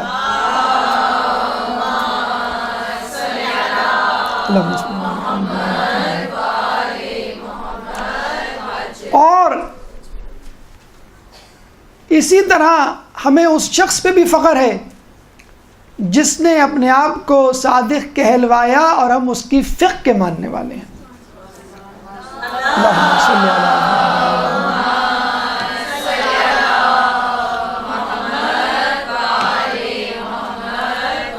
ہمارا پہلا صادق ہمیں مسلمان بنا گیا، اور ہمارا دوسرا صادق ہمیں فقہ جعفریہ کا ماننے والا. تو مسلمان بننا ہے تو پہلے صادق کے پاس جاؤ، اور مومن بننا ہے تو دوسرے صادق کے پاس آؤ. تو جو صادق ہوتا ہے وہ جھوٹ نہیں بولتا، اور جو لقب ہوتا ہے انسان خود نہیں رکھتا، اس کی صفات درجہ کمال پہ اس طرح پہنچ جاتی ہیں کہ لوگ مجبور ہو جاتے ہیں اس کو اس صفت سے پکارنے پر. امانت داری اور جھوٹ، امانت داری اور سچ، یہ دو ایسی خوبیاں ہیں اگر کسی انسان میں پیدا ہو جائیں تو وہ ہر دل عزیز ہو جاتا ہے. امانت داری کے حوالے سے اگر آپ کو کسی محلے کی امانت داری دیکھنا ہو من حیث المجموعی، تو اس محلے میں کنڈے دیکھ لیجئے کتنی لوگ خیانت کر رہے ہیں، کتنے لوگ جو ہے امانت دے رہے ہیں. کسی کی چیز کو بلا اجازت استعمال کرنا یہ بھی خیانت ہے. کسی کا موبائل اٹھا لیا آپ نے، SMS پڑھنا شروع کر دیا اس کے، یہ بھی خیانت ہے. کسی نے آپ کو لباس دیا، پرس دیا کہیں جانے کے لیے، آپ نے دوسری جگہ جانے کے لیے بھی وہ استعمال کر لیا، یہاں پہ خیانت شروع ہو گئی. کسی نے آپ کو کوئی چیز استعمال کرنے کی، آپ نے جو ہے کسی اور کو دے دی، یا کسی خاص کام کے لیے استعمال کرنے کی دی، آپ نے کسی اور کام میں بھی استعمال کر لی، یہ بھی خیانت ہے. نماز نہیں ہوتی، وضو نہیں ہوتا اگر غصبی پانی سے وضو کیا جائے. اس جگہ نماز نہیں پڑھ سکتے. ہم جو یہاں پہ جو ہیں اپنے گھروں پہ قبضہ کر کے بیٹھے ہوئے، دوسروں کے گھروں پہ لینڈ مافیا ہیں، اور لینڈ مافیا کے علاوہ بھی جو لوگ کسی کی جگہ پہ قبضہ کر کے بیٹھ جائیں، ان کے ہاں نمازیں قبول نہیں ہوتی ان کی جگہ پہ. جھوٹ، ہمارے معاشرے میں کتنا جھوٹ بولا جاتا ہے، اس کا اندازہ ایک سمپل سے ٹیسٹ سے لگا سکتے ہیں۔ 2 سوالات میں آپ کو بتاتا ہوں، ایک مردوں سے کیا جاتا ہے، ایک عورتوں سے، پتہ چل جائے گا کہ کون کتنا سچا ہے۔ عورتوں سے ان کی عمریں پوچھ لیں، مردوں سے ان کی سیلری، صاف پتہ چل جائے گا کہ کون کتنا سچا ہے۔ اچھا، ہم ہی نہیں، مغرب بھی اس کرپشن میں، اس جھوٹ میں ملوث ہے۔ آپ پوچھیں وہاں پہ رہنے والوں کو، اچھا وہاں پہ ہر چیز کی انشورنس ہوتی ہے، گاڑی لی، ایکسیڈنٹ ہو گیا، آپ نے گاڑی واپس کر دی، دوسری گاڑی لے لی، سوٹ کیس لیا، کچھ دنوں بعد واپس کر دیا، کراچی آئے، کراچی سے آ کر دوبارہ انگلینڈ چلے گئے، 2 مہینے لگے آپ کو، آپ نے 2 مہینے بعد واپس کر دیا، بھائی یہ تو سوٹ کیس آپ نے کہا تھا 5 سال کی گارنٹی، 2 مہینے میں خراب ہو گیا، بھائی آپ PIA کی پرواز سے چلیں گے تو سوٹ کیس تو خراب ہوگا۔ آپ کو چھوٹی سی چوٹ آئی اور آپ جو ہے وہ پیر پہ آپ لنگڑا کے چلنے لگے کہ بھائی مجھے بہت درد ہو رہا ہے اور مجھے مغرب کے معاشرے میں اس طرح لوٹ رہے ہیں لوگ انشورنس کمپنیز کو، بیوقوف بنا کے، گورے بھی کالے بھی، پتہ نہیں کس نے کس کو سکھایا۔ بہرحال وہاں بھی یہ ہو رہا ہے کام۔ سوئس بینک اتنا رچ ملک ہے، وہ کیا کر رہا ہے؟ دنیا بھر کے لوگوں کی دولت کو اپنے بینک میں جمع کر رہا ہے اور وہ پوچھتا نہیں ہے دولت تم کہاں سے لائے۔ زیادہ تر دولت جو ہے وہ مسلمان ممالک، کرپشن کی دولت، پاکستان، انڈیا اول نمبر پہ۔ اچھا، دینے والا نہ یہ بتلاتا ہے کہ میں نے کہاں سے کمائی، نہ یہ بتلاتا ہے کہ میرے علاوہ کون اس کا ذمہ دار ہوگا۔ اگر وہ مر گیا، جو کہ ہوتا ہے، ایک گورنمنٹ کے آنے کے بعد دوسری گورنمنٹ اس کو پھانسی دے دیتی ہے، زندان میں ڈال دیتی ہے، سارے اثاثے فریز کر دیتی ہے، تو سوئس گورنمنٹ کیا کرتی ہے؟ اب وہ اکاؤنٹ کسی اور کو نہیں دے گی، وہ پیسے خود کھا لیتی ہے۔ خود آپ کے بینک میں بھی اگر آپ کسی بینک میں پیسے جمع کرائیں اور سیکنڈ پرسن کا نام مینشن نہ کریں کہ میری موت کی صورت میں، حادثے کی صورت میں آپ کس کو رابطہ کریں، تو بینک خود رکھ لیتا ہے۔ کروڑوں اربوں روپے اس طرح بینک کما لیتے ہیں ہر سال۔ تو سوئس بینک جہاں پہ کروڑوں اربے روپے جو ہے سیاستدانوں کے موجود ہوں گے، تو وہاں پہ کیا حال ہوگا دولت کا؟ امانت داری اور جھوٹ یہ کسی بھی شخص اور قوم کو جانچنے کا بہترین ذریعہ ہے۔ انگلینڈ والے اتنا امانت داری کا ڈھول پیٹتے ہیں، کوہ نور ہیرا اب تک انہوں نے واپس نہیں کیا ہمارا۔ باقاعدہ لاہور کی عدالت میں کوہ نور ہیرے پہ کیس ہوا ہے انگلینڈ کی گورنمنٹ کے خلاف کہ ہمارا ہیرا نہیں واپس کر کے دے رہے ابھی تک۔ برطانیہ کی ملکہ کے تاج پہ ابھی تک جو ہے وہ ہیرا جڑا ہوا ہے۔ اتنی دنیا بھر کی دولت رکھی بھی آپ نے اور کوہ نور ہیرا جو ہے وہ واپس کر کے نہیں دے رہے۔ تو لوگوں کو آپ کرپشن فری سوسائٹی کا درس دے رہے ہیں، خود آپ کی ملکہ جو ہے وہ کوہ نور ہیرا جو ہے وہ دبا کے بیٹھی ہوئی ہے۔ تو اگر آپ انسان کو درس دینا چاہتے ہیں صداقت کا، امانت کا، تو پہلے آپ اس پہ خود عمل کیجئے انفرادی طور پہ، من حیث المجموعی بطور قوم، اور پھر لوگوں کو درس دیجئے۔ اس کے بعد چھٹا پیغام حجت الوداع کا، خطبہ حجت الوداع کا، مردوں کے حقوق عورتوں پہ۔ ایک درود پڑھ دیں محمد علیہ محمد پہ۔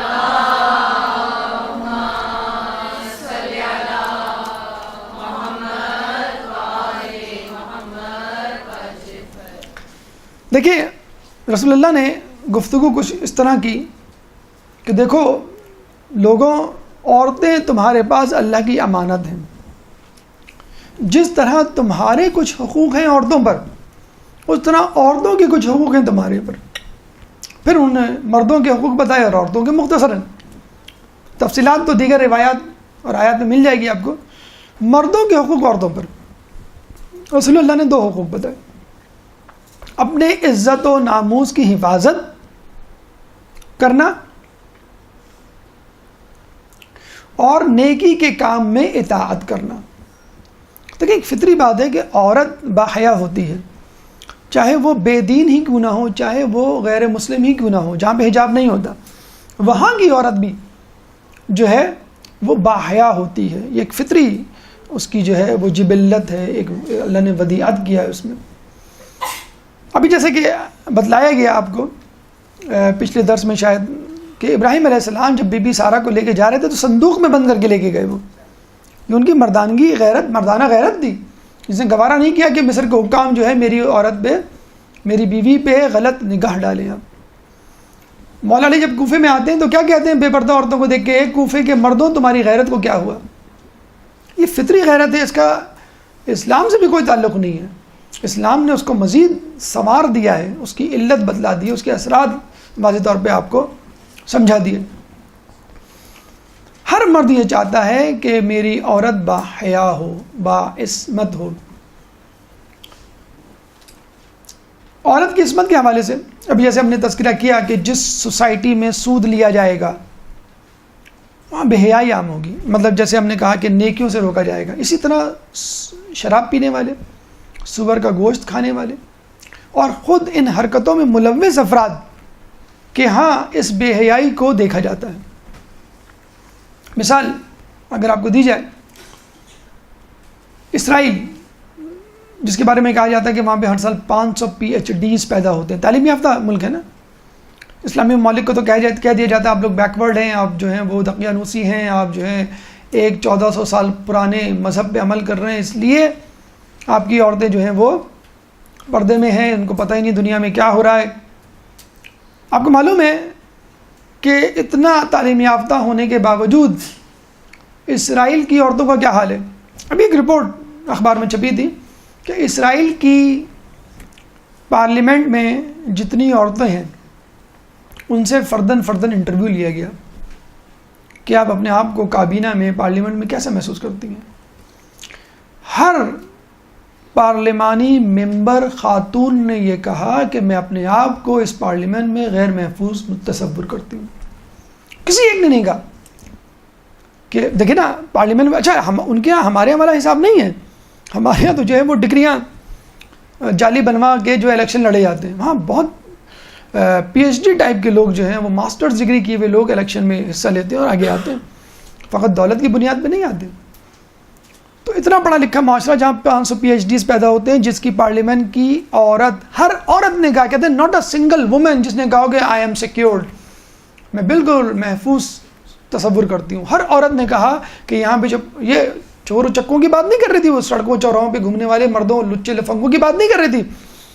جو پارلیمنٹ میں ممبران ہیں اسرائیل کے، کہتی ہے کہ ہمیں ان سے خطرہ ہے، ہمیں اپنی عزت بچانا جو ہے وہ ناممکن ہوتا جا رہا ہے. اسرائیل کی کابینہ، اسی طرح فرانس کی کابینہ کی خواتین سے رابطہ کیا گیا، انہوں نے بھی یہی جواب دیا. وہاں تو کتنے کیسز وجود میں آ چکے ہیں. خود BBC کی ویب سائٹ کے حوالے سے، BBC کا جو چینل ہے ریڈیو نیوز چینل، اس کے کتنے ڈائریکٹرز مینیجرز اس میں انوالو پائے گئے ہیں خواتین کے ساتھ زیادتیوں کے کیسز میں. تو جو مغربی معاشرہ یہ کہتا ہے کہ ہماری تعلیم لوگوں کو روشن دماغ بناتی ہے، کیسے روشن دماغ بناتی ہے؟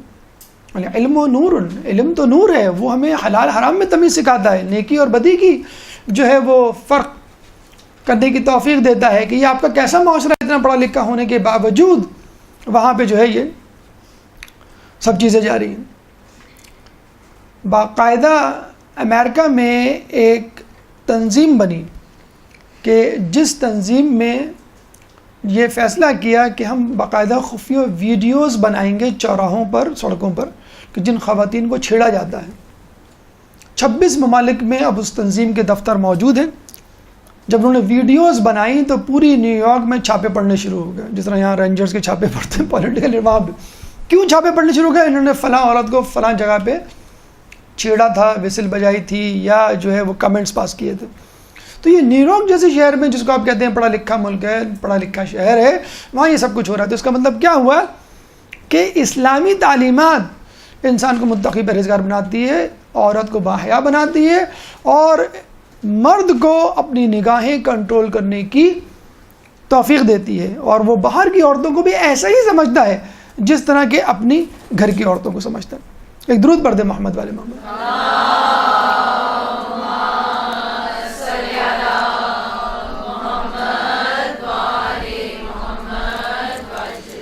اچھا، یہ تو ہو گئے عورتوں کے حقوق. اب مردوں کے حقوق. اب عورتوں کے حقوق مردوں پر. رسول فرماتے ہیں کہ دیکھو تمہارے ذمے ان کے کپڑے اور کھانا یعنی نان و نفقہ ہے، اور دیکھو ان کو مارنا مت. یہ اسلام میں باقاعدہ اصول ہے کہ اگر آپ کسی خاندان سے لڑکی کو بیاہ کے لاتے ہیں تو اب اس کا رکھ رکھاؤ اس خاندان کے مطابق کرنا ہوگا. وہ جس قسم کے کپڑے پہنتی تھی، جس قسم کے میوے کھاتی تھی، یا تو آپ پہلے سے بات کر لیجئے کہ بھئی میرے گھر میں کچھ نہیں ہے، میری تنخواہ اتنی ہے، بجٹ اتنا ہے، تو میں یہ دے سکتا ہوں. ورنہ عورت کا یہ حق ہے، وہ مانگ سکتی ہے، چھوڑ دے ایک الگ بات ہے. اور جہاں تک مارنے کی بات ہے تو یہ کہا جاتا ہے کہ جو مرد اپنی عورت پر ہاتھ اٹھائے وہ تماچا مارتا ہے اپنی مردانگی پر۔ اگر آپ کو غصہ اتارنا ہے تو اپنے جیسے مردوں پر، اپنے جیسے طاقت کے حامل لوگوں پر غصہ اتاریے۔ ایک عورت جو کمزور ہے جسمانی یا بدنی اعتبار سے، آپ اس پہ غصہ اتار کے ناحق اپنی مردانگی کا ثبوت دے رہے ہیں۔ تو عورتوں کے حوالے سے کہا جاتا ہے کہ اگر کسی مرد کے بارے میں معلوم کرنا ہو کہ وہ نیک ہے کیا نہیں، اس کے گھر والوں کی، اس کے گھر کی عورتوں سے اس کے بارے میں پوچھو۔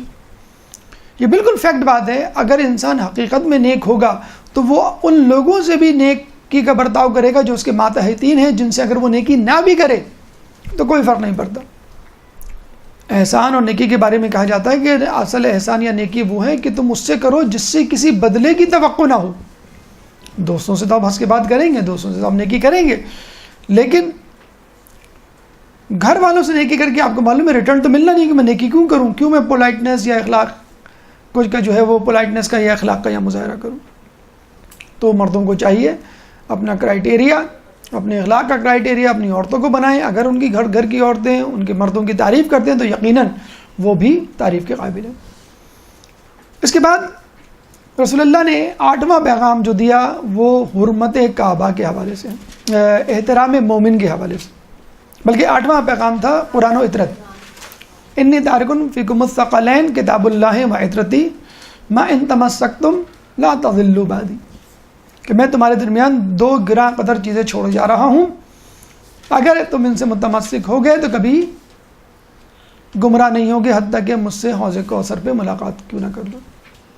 لوگوں نے قرآن و سنت، قرآن و عطرت کہا تھا، رسول اللہ نے اس کو بدل کے قرآن و سنت کر دیا۔ حدیث یا سنت مجھے بتلائیے ہمیں کہاں سے ملے گی؟ کوئی کر کے دکھائے گا نا ہم کو، کوئی قول کے ذریعے ہمیں سنت کو پہنچائے گا۔ ہم کس کے قول پہ اعتبار کریں؟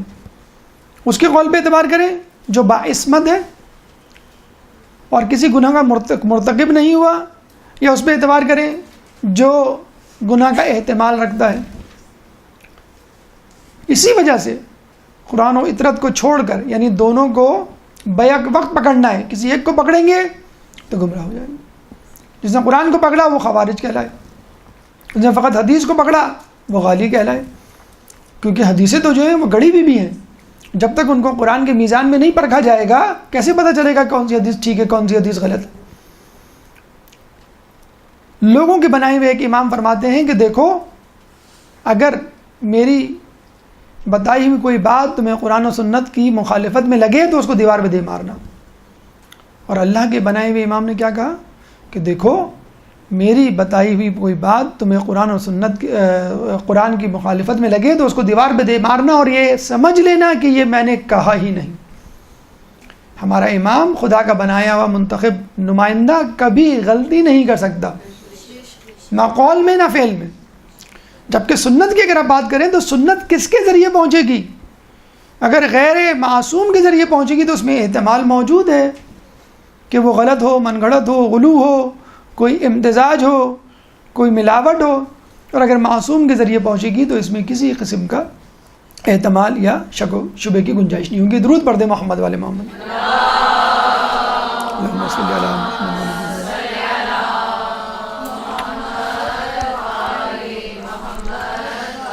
احترام مومن کو کس لطیف انداز سے رسول اللہ نے سمجھایا وہ قابل دید ہے۔ رسول نے فرمایا اصحاب سے کہ آج کون سا دن ہے؟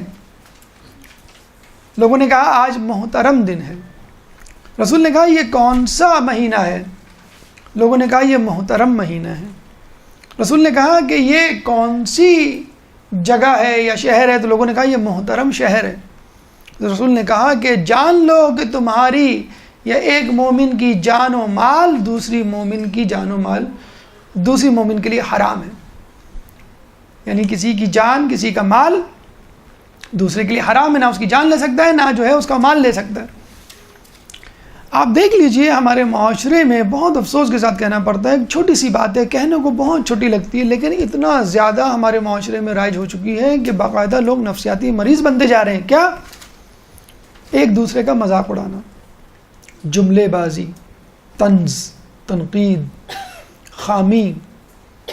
جب بات کی جائے، پوچھا جائے تو فوراً کہہ دیا جاتا ہے کہ بھئی ہم نے تو مذاق کیا تھا. بچوں میں نہیں، بڑوں میں ہوتا ہے، سمدھیوں میں ہوتا ہے، سمدھانوں میں ہوتا ہے، نند میں ہوتا ہے، بھابھیوں میں ہوتا ہے، ساس بہو میں ہوتا ہے. یہ جملے بازی اور طنز اور تنقید بچوں میں نہیں رہی، یہ بڑوں کا حصہ بن چکا ہے. اور یہ باتیں دل میں گھر کر جاتی ہیں، دل میں ہمیشہ رہتی ہیں. کہتے ہیں امیر مختار اور عمر سعد کی دشمنی مدرسے کے زمانے سے تھی، مدرسے سے تو میں چل رہی تھی. اب ایک کا رجحان دین کی طرف تھا، ایک کی طرف نہیں تھا، ایک کا دین کی طرف رجحان نہیں تھا. جس کا نہیں ہوتا ہے تو وہ بالکل دین سے نابلد ہو جاتا ہے. کیوں؟ کہ وہ چاہتا نہیں کہ میں وہ کام کروں جو اس کو پسند ہے. نماز بھی چھوڑ دے گا، داڑھی بھی کٹوا لے گا، حجاب بھی چھوڑ دے گی وہ عورت کہ میں نہیں چاہتی کہ جو کام اس کو پسند ہے وہ میں کروں. پھر ضد بازی انسان کو ہو جاتی ہے. بولنگ جسے کہتے ہیں، بچوں کے حوالے سے اسکول میں بہت زیادہ بچوں کا مذاق اڑانا کسی بنیاد پر. ابھی انگلینڈ میں ریسرچ کی گئی تو پتہ چلا کہ ہر تیسرا شخص جو کہ نفسیاتی مریض ہے، ہر تیسرا نفسیاتی مریض بچپن میں بولنگ کا شکار رہا ہے. یعنی بچپن سے اس کو لوگ چھیڑتے آئے ہیں، کالا رنگ ہونے کے، چھوٹا قد ہونے کی وجہ سے، موٹاپے کی وجہ سے، غریب ہونے کی وجہ سے، کسی بھی وجہ سے اس کو چھیڑتے آئے، اس کا مذاق اڑاتے ہوئے آئے. اس لیے جو ہے وہ آگے چل کر نفسیاتی مریض بن گیا. ہم اپنے بچے کا مذاق اڑا رہے ہوتے ہیں. تمہیں تو کوئی کام کرنا نہیں آتا، تم سے کام کہا جائے تو اس کام کو بگاڑ دیتے ہو. اس سے بہتر تو یہ کہ انسان خود کام کر لے. تم لوگوں کے ہوتے ہوئے تو یہاں پہ کوئی کام نہیں ہو سکتا، چلو نکل جاؤ. کتنی مرتبہ منع کیا ہے کہ بیچ میں نہیں بولا کرو. تو یہ ہم کیا کر رہے ہیں؟ بچے کی شخصیت کو ڈسٹارٹ کر رہے ہیں. تم اتنے سوال جواب کرتی کیوں ہو؟ کیا ضرورت ہے تمہیں ہر کسی کی نوک جھوک سنگن لینے کی؟ تو ہم یہ کیا کر رہے ہیں؟ اپنے بچوں کو بلنگ کر رہے ہیں، اپنے بچوں کی توہین کر رہے ہیں. ضروری نہیں ہے کہ توہین جو ہے وہ اپنے سامنے کے برابر کے ہم منصب انسان کی ہو، بچوں کی بھی توہین ہو سکتی ہے. اصحاب رسول جب جا رہے تھے ہجرت مدینہ کے وقت تو کعبے کی طرف رک کے رونے لگے کھڑے ہو کر. رسول نے کہا کہ کعبہ تمہیں بڑا عزیز ہے؟ کہنے لگے ہیں ہاں کیوں نہیں عزیز ہو، اللہ کا گھر ہے. رسول نے کہا کہ مومن کی عزت اس کعبے سے بڑھ کر ہے. ہم بڑے آرام سے مومن کا مذاق اڑا جاتے ہیں، ہم بڑے مذاق سے جو ہے اس کی بات کو رد کر جاتے ہیں. کیونکہ وہ اللہ کا ولی، کوئی امام، کوئی نبی، کوئی بزرگ شخصیت نہیں ہے. صرف اس وجہ سے کوئی ہی کیوں نہ ہو، حتیٰ کہ فاسق و فاجر ہی کیوں نہ ہو. اللہ گناہ کی نہیں بات کر رہا میں. ایک ہوتے ہیں سیکولر انوائرمنٹ میں رہنے والے، لیکن آپ کو حق نہیں ہے. غیبت اگر کوئی کر رہا ہو، جس کے بارے میں کہا جاتا ہے کہ اگر کوئی غیبت کر رہا ہو اور اس کو بھری محفل میں آپ ٹوک دیں بدتمیزی سے کہ بھئی کیا تم ہر کسی کی غیبت لے کے بیٹھ جاتے ہو، یہ آپ نے بے احترامی کر دی اس مومن کی اور اس سے بڑا گناہ کر دیا. وہ تو فقط غیبت کر رہا تھا، آپ نے جو ہے توہین کر کے کعبے کو ڈھا دیا. ہم بڑے مزے سے جو ہے وہ لوگوں کے سامنے محفل میں اپنے بچے کو ڈانٹ دیتے. کتنی مرتبہ تم کو منع کیا ہے کہ میوزک نہ سنا کرو، کتنی مرتبہ منع کیا ہے کہ تم یہ پروگرام نہ دیکھا کرو. آپ اکیلے سے بھی تو سمجھا سکتے ہیں اس کو. کھانے کی ٹیبل پہ کھانا شروع ہوتا نہیں ہے باپ کے سامنے، آپ بچے کے. بتاؤں تم کو تمہارے باپ کو آج تم نے کیا کیا؟ پورے کھانے کے ٹیبل پہ جو ہے اس کی رودات جو ہے فلم چل رہی ہوتی ہے. یہی بات آپ اکیلے میں بھی سمجھا سکتے ہیں، یعنی آپ اور آپ کا بچہ. اس کا کوئی بہن بھائی ساتھ نہ ہو، بہن بھائی ساتھ ہوگا تو بس اس کی بے عزتی ہو گئی. اب اس کو یاد رکھے گا، ان اکھیوں سے اس کو دیکھ رہا ہوگا اور کہے گا ٹھیک ہے بیٹا تم نے شکایت لگائی ہوگی، اب کل میں تمہاری بات بتاؤں، وہ اپنی بات بتانا، اس کی بات بتانا. تو دونوں ایک دوسرے کی سیکریٹس آؤٹ کر رہے ہوتے ہیں. قصور ان کا نہیں ہے، قصور ہمارا ہے کہ ہم نے بچے کو مجبور کیا. سر عام کہتے ہیں کہ بچے کو رنگے ہاتھوں بھی نہیں پکڑنا چاہیے کوئی گناہ کرتے ہوئے. تم چھاپا مارتے ہیں نا، کمرہ کا دروازہ کھول دیتے ہیں، کیا دیکھ رہے ہو، چلو جاؤ، اور خود دروازہ کر کے بیٹھ گئے. تو بھائی یہ ایسا نہ کریں. آپ بچے کو جو ہے سر عام ڈانٹ کے رنگے ہاتھ پکڑ کے اس کی ساری عزت دار کر رہے ہیں. ہم میں سے کون ہے یہ جو دعویٰ کرے ہم نے زندگی میں کوئی گناہ نہیں کیا، چھوٹا یا بڑا؟ بھائی معصوم ہے ہی نہیں کوئی. تو جب آپ خود کہتے ہیں کہ بھئی ہم بھی گناہ گار ہیں تو بچہ بھی گناہ گار ہے. اور آپ کے زمانے میں یہ WhatsApp, internet, Facebook, TV channels, smart phones نہیں ہوا کرتے تھے. اسمارٹ لوگ ہوا کریں لیکن اسمارٹ فونز نہیں تھے. تو گناہوں کے ذرائع زیادہ ہو گئے ہیں. تو تھوڑی سی رعایت دیجیے اپنے بچے کو. اس کا مطلب یہ نہیں کہ بچے کو گناہ کرنے دیجیے. اتنی زیادہ سختی، اتنا زیادہ جو ہے وہ آپ سرزنش کریں گے تو وہ اسپرنگ کی طرح دوبارہ واپس آئے گا. سمجھانے والے انداز سے اور اکیلے میں. یا یقین کیجیے کہا یہ جاتا ہے، بہت اچھا سا اصول ہے تربیت کا، کہ تعریف سب کے سامنے اور ڈانٹ یا اصلاح تنہائی میں. اصلاح کرنی ہو تو تنہائی میں کریں. یقین کریں بچے پہ بالکل لائک اے بلٹ، جسے تیر نشانے پہ لگتا ہے اس طرح اثر ہوگا. آپ اس کی فیس ریڈنگ کر کے دیکھ لیجئے. آپ جو سب کے سامنے جو اس کو لتاڑ رہے ہوتے ہیں، آپ سمجھ رہے ہوتے ہیں آپ کے چیخ چلانے سے بچہ بہت سمجھ رہا ہوگا، پڑوس میں تو آواز چلی جاتی ہے آپ کی کہ ان کے گھر میں آج جو ہے وہ تھڑ بڑ وار ہوئی ہے، لیکن اس بچے پہ کوئی اثر نہیں ہوگا. ایک درود پڑھ دیں محمد والے محمد.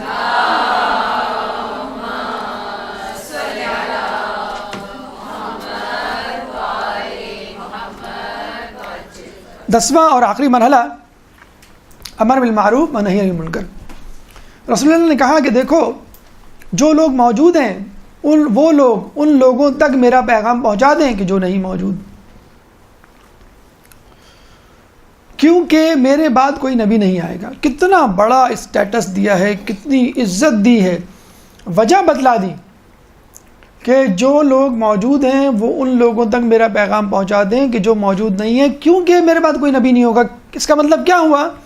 اب امت کو نبیوں والا کام کرنا ہے. ہر شخص معنوی طور پہ اپنے آپ کو نبی سمجھے، اندرونی طور پہ اپنے آپ کو نبی سمجھے، کام کرنے کے حوالے سے اپنے آپ کو اللہ کا میسنجر سمجھے.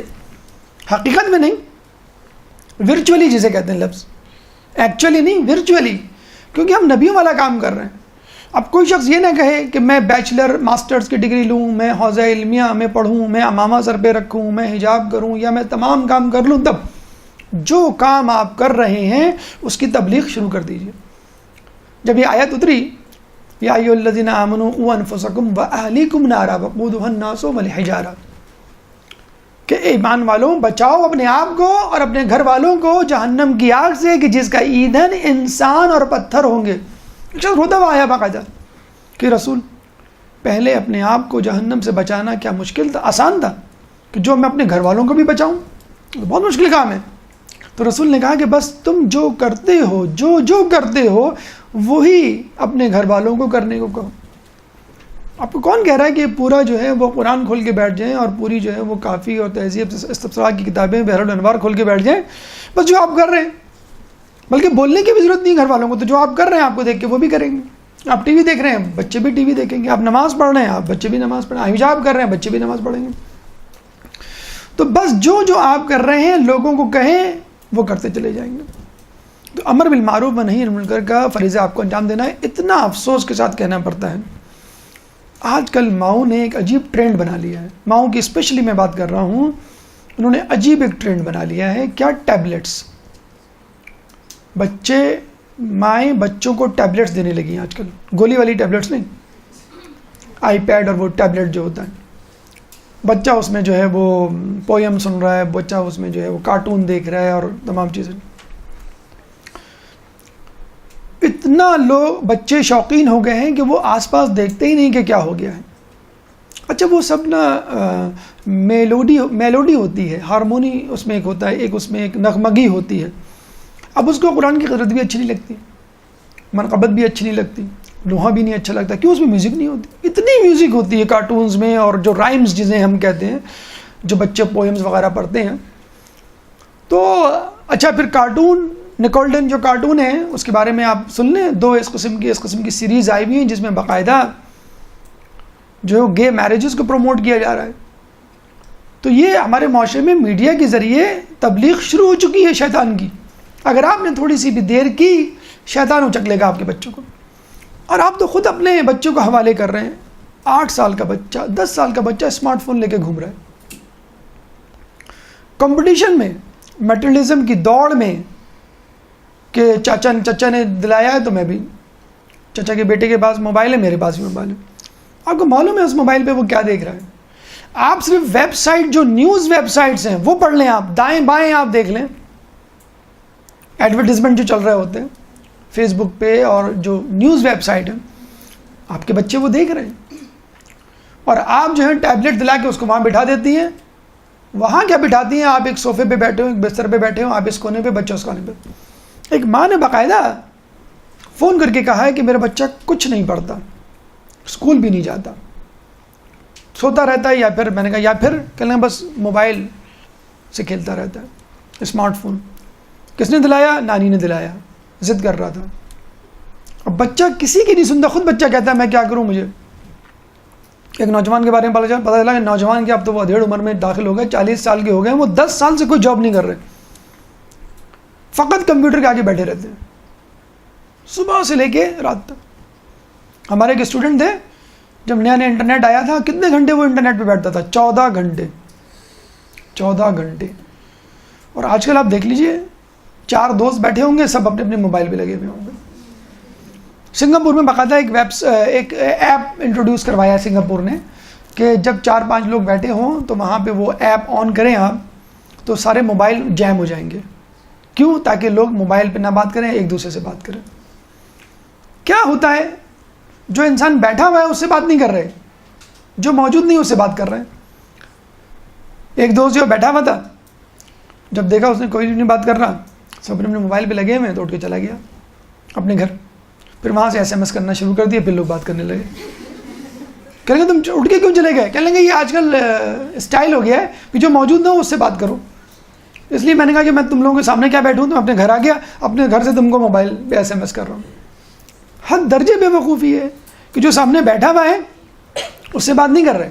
خیر یہ بات میاں بیوی کے لیے بھی کی جا سکتی ہے, گھر والوں کے درمیان بھی کی جا سکتی ہے, کہ گھر والے بیٹھے ہوئے ہوتے ہیں اور کوئی ٹی وی پہ لگا ہوا ہے, کوئی موبائل پہ لگا ہوا ہے. یقین کریں اتنی بڑی بیماری ہے, اس پہ انشاءاللہ کبھی الگ سے ایک درس ہم لیں گے کہ یہ جو ٹیبلٹ, موبائل, کمپیوٹر. تو سب سے پہلے تو آپ لوگوں سے گزارش ہے, جن ماؤں نے ٹیبلٹ دیے ہوئے ہیں اپنے, خدا را وہ ٹیبلٹ لے لیں. اسمارٹ فونز دیے ہوئے ہیں, خدا را وہ اسمارٹ فونز لے لیں. ایک وقت مقرر کر دیں بچوں کے لیے, ٹی وی کے لیے وقت مقرر ہوتا ہے کہ وہ کبھی بھی نہیں دیکھے گا. اسمارٹ فون کی تو مسئلہ ہی نہیں ہے, آپ چادر کے اندر سے SMS وغیرہ سب کچھ کر رہے ہوتے. جی امی کچھ نہیں, امی میں تو بند کر رہا تھا, وہ تو دیکھ رہا تھا میں SMS آیا کس کا. کوئی مسئلہ ہی نہیں ہے, اسمارٹ فون آپ کے ہاتھ میں. لوگوں کے پاس اسمارٹ فون ہے لیکن خود اسمارٹ نہیں ہے. ہونڈا سیوک ہے لیکن سیوک سینس نہیں ہے. تو سائنسی ایجادات غلط چیزوں کے لیے استعمال ہو رہی ہے, لیکن خود آپ ذمہ دار ہیں بچوں کے ہاتھ میں یہ گیجٹس دے کر ان کی عمر سے پہلے. اس حوالے سے ایک اور بات جو ہم نے علماء اعلام سے سنی اور ہمیں بڑی حیرت ہوئی کہ کتنی بڑی دور کی کوڑی لے کر آئی. کہنے لگے کہ جب امام زمانہ کا ظہور ہوگا, اللہم صلی علی محمد و علی محمد,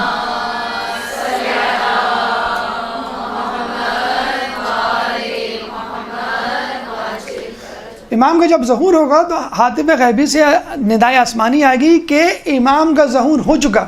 آپ کو معلوم ہے کہ اس کے فوراً بعد اعلان ہوگا کہ امام کا ظہور نہیں ہوا بلکہ فلاں جگہ فلاں واقعہ ہوا ہے. پھر دوبارہ اعلان ہوگا, پھر دوبارہ, پھر 4-5 کئی اعلانات ہوں گے. جو امام کی نصرت کے لیے جانے والے تھے وہ ٹھہر جائیں گے. ہمیں آج کل شوق ہے نا بریکنگ نیوز دیکھنے کا, ہر SMS کو پڑھنے کا, ہر مس کال کو دیکھ کے سوچنے کا کس کا ہوگا کس کا ہوگا. ارے بھائی جب نام فیڈ نہیں ہے دوہل ود, کیا ضرورت ہے آپ کو سوچنے کی؟ آخر میں 03 آ رہا ہے, آخر میں 05 آ رہا ہے, کس کا تھا کس کا. ارے چھوڑ دیں بھائی, اننون نمبر کیوں دماغ کا. تو کہتے ہیں کہ یہ جو علماء اعلام جو فیوچر پہ نظر رکھے ہوئے, وہ کہتے ہیں کہ جو بعد کی خبریں ہوں گی, بعد کی ندائیں ہوں گی, وہ سیٹلائٹ ٹی وی اور موبائلز کے ذریعے آئیں گی. بریکنگ نیوز ہوں گی, فلاں جگہ یہ واقع ہو گیا, فلاں جگہ یہ واقع ہو گیا, فلاں یہ ہو گیا, آپ اس طرف جائیں, یا فلاں خبروں کی اپڈیٹس لیں. کیا ہوا ہوگا زیادہ زیادہ؟ ورلڈ کپ, T20, اولمپکس, کسی فلم, کسی ڈرامے کا شاخسانہ, اور لوگ امام کی خبر کو بھول جائیں گے اور ان کی توجہ اس طرف ہو جائے گی. جیسے آج کل ہم نہیں کرتے, T20 ورلڈ کپ, اولمپک آ رہا ہے, چلو مجلس میں نہیں جاتے یار, گھر پہ سن لیں گے. نماز مؤخر کرتے ہیں کہ نہیں کرتے ہم اپنے میچز کے لیے؟ تو بس اس وقت بھی یہی ہوگا, یہی میڈیا ہوگا جو آپ کو امام کی نصرت سے روکے گا. آپ تو یہی کہیں گے کہ میں تو سمجھا تھا کہ نہیں ہوا, یا غلط نیوز دی. آپ کو یہ عادت کس نے ڈلوائی؟ علماء اعلام نے تو نہیں کہا تھا کہ آپ ہر وقت جو ہے وہ اپنے موبائل کی ہر بات پر یقین کر لیں, علماء اعلام اور مجالس پہ نہ جائیں آپ. کتابیں نہ پڑھیں، دروس نہ سنیں، تو اگر آپ امر بالمعروف و نہی عن المنکر نہیں کریں گے تو یہ میڈیا تو کر رہا ہے، کرے گا نہیں، کر رہا ہے۔ میڈیا، ڈرامے، فلمیں، انٹرنیٹ آپ کے بچوں کی تربیت غیر محسوس طریقے پہ کر رہے ہیں، وہ کر لیں گے۔ آخر میں ایک بات کہنا ہم ضروری سمجھیں گے، حجت الوداع، ایک درود پڑھ دیں محمد والے محمد۔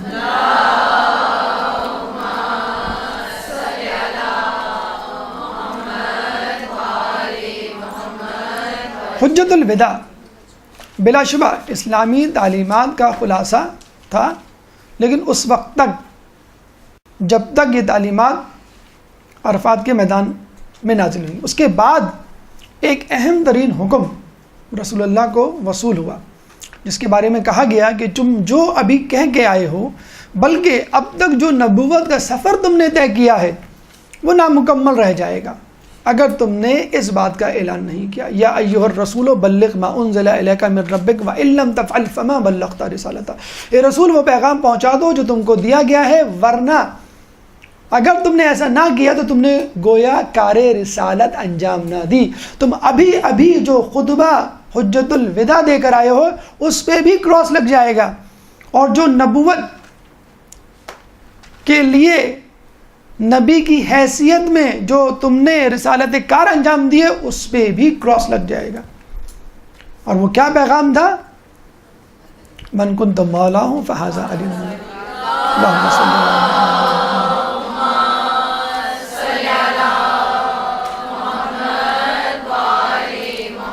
اور اگر ایسا نہ ہوتا تو جبرائیل فوراً یہ آیت لے کے نہ نازل ہوتے، الیوم اکملت لکم دینکم واتممت علیکم نعمتی ورضیت لکم الاسلام دینا، کہ آج تمہارے لیے دین مکمل ہو گیا، تم پہ نعمتیں تمام ہو گئی اور تم دین اسلام پر راضی ہو گئے۔ اے میرے خدا مجھے اتنا تو بتلا کہ یہ آیت تو نے خطبہ حجت الوداع کے بعد کیوں نہیں نازل کی؟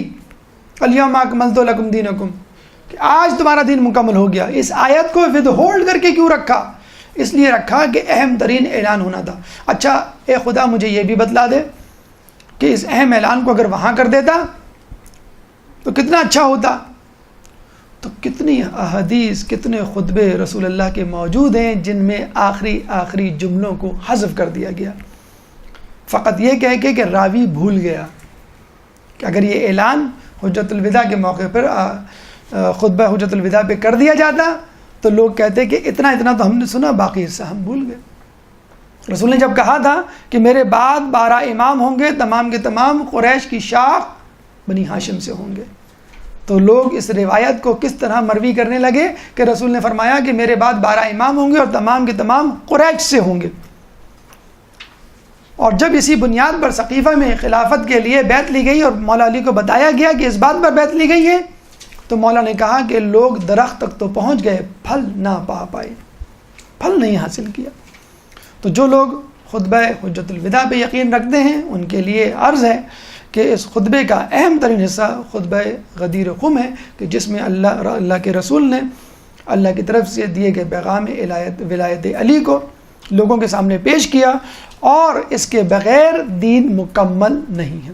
اللہ تعالیٰ سے دعا ہے کہ ہمیں ولایت علی پر عمل کرنے کی اور اس کو اپنانے کی توفیق عطا فرما، مذہب اہل بیت کی پیروی کرنے کی توفیق عطا فرما، قیامت میں ان کی شفاعت سے بہرہ مند فرما، امام کے ظہور میں تعجیل فرما، اور ہمیں ان کے انصار و اعوان میں شامل فرما۔ وآخر دعوانا ان الحمد للہ رب العالمین۔ يا مولا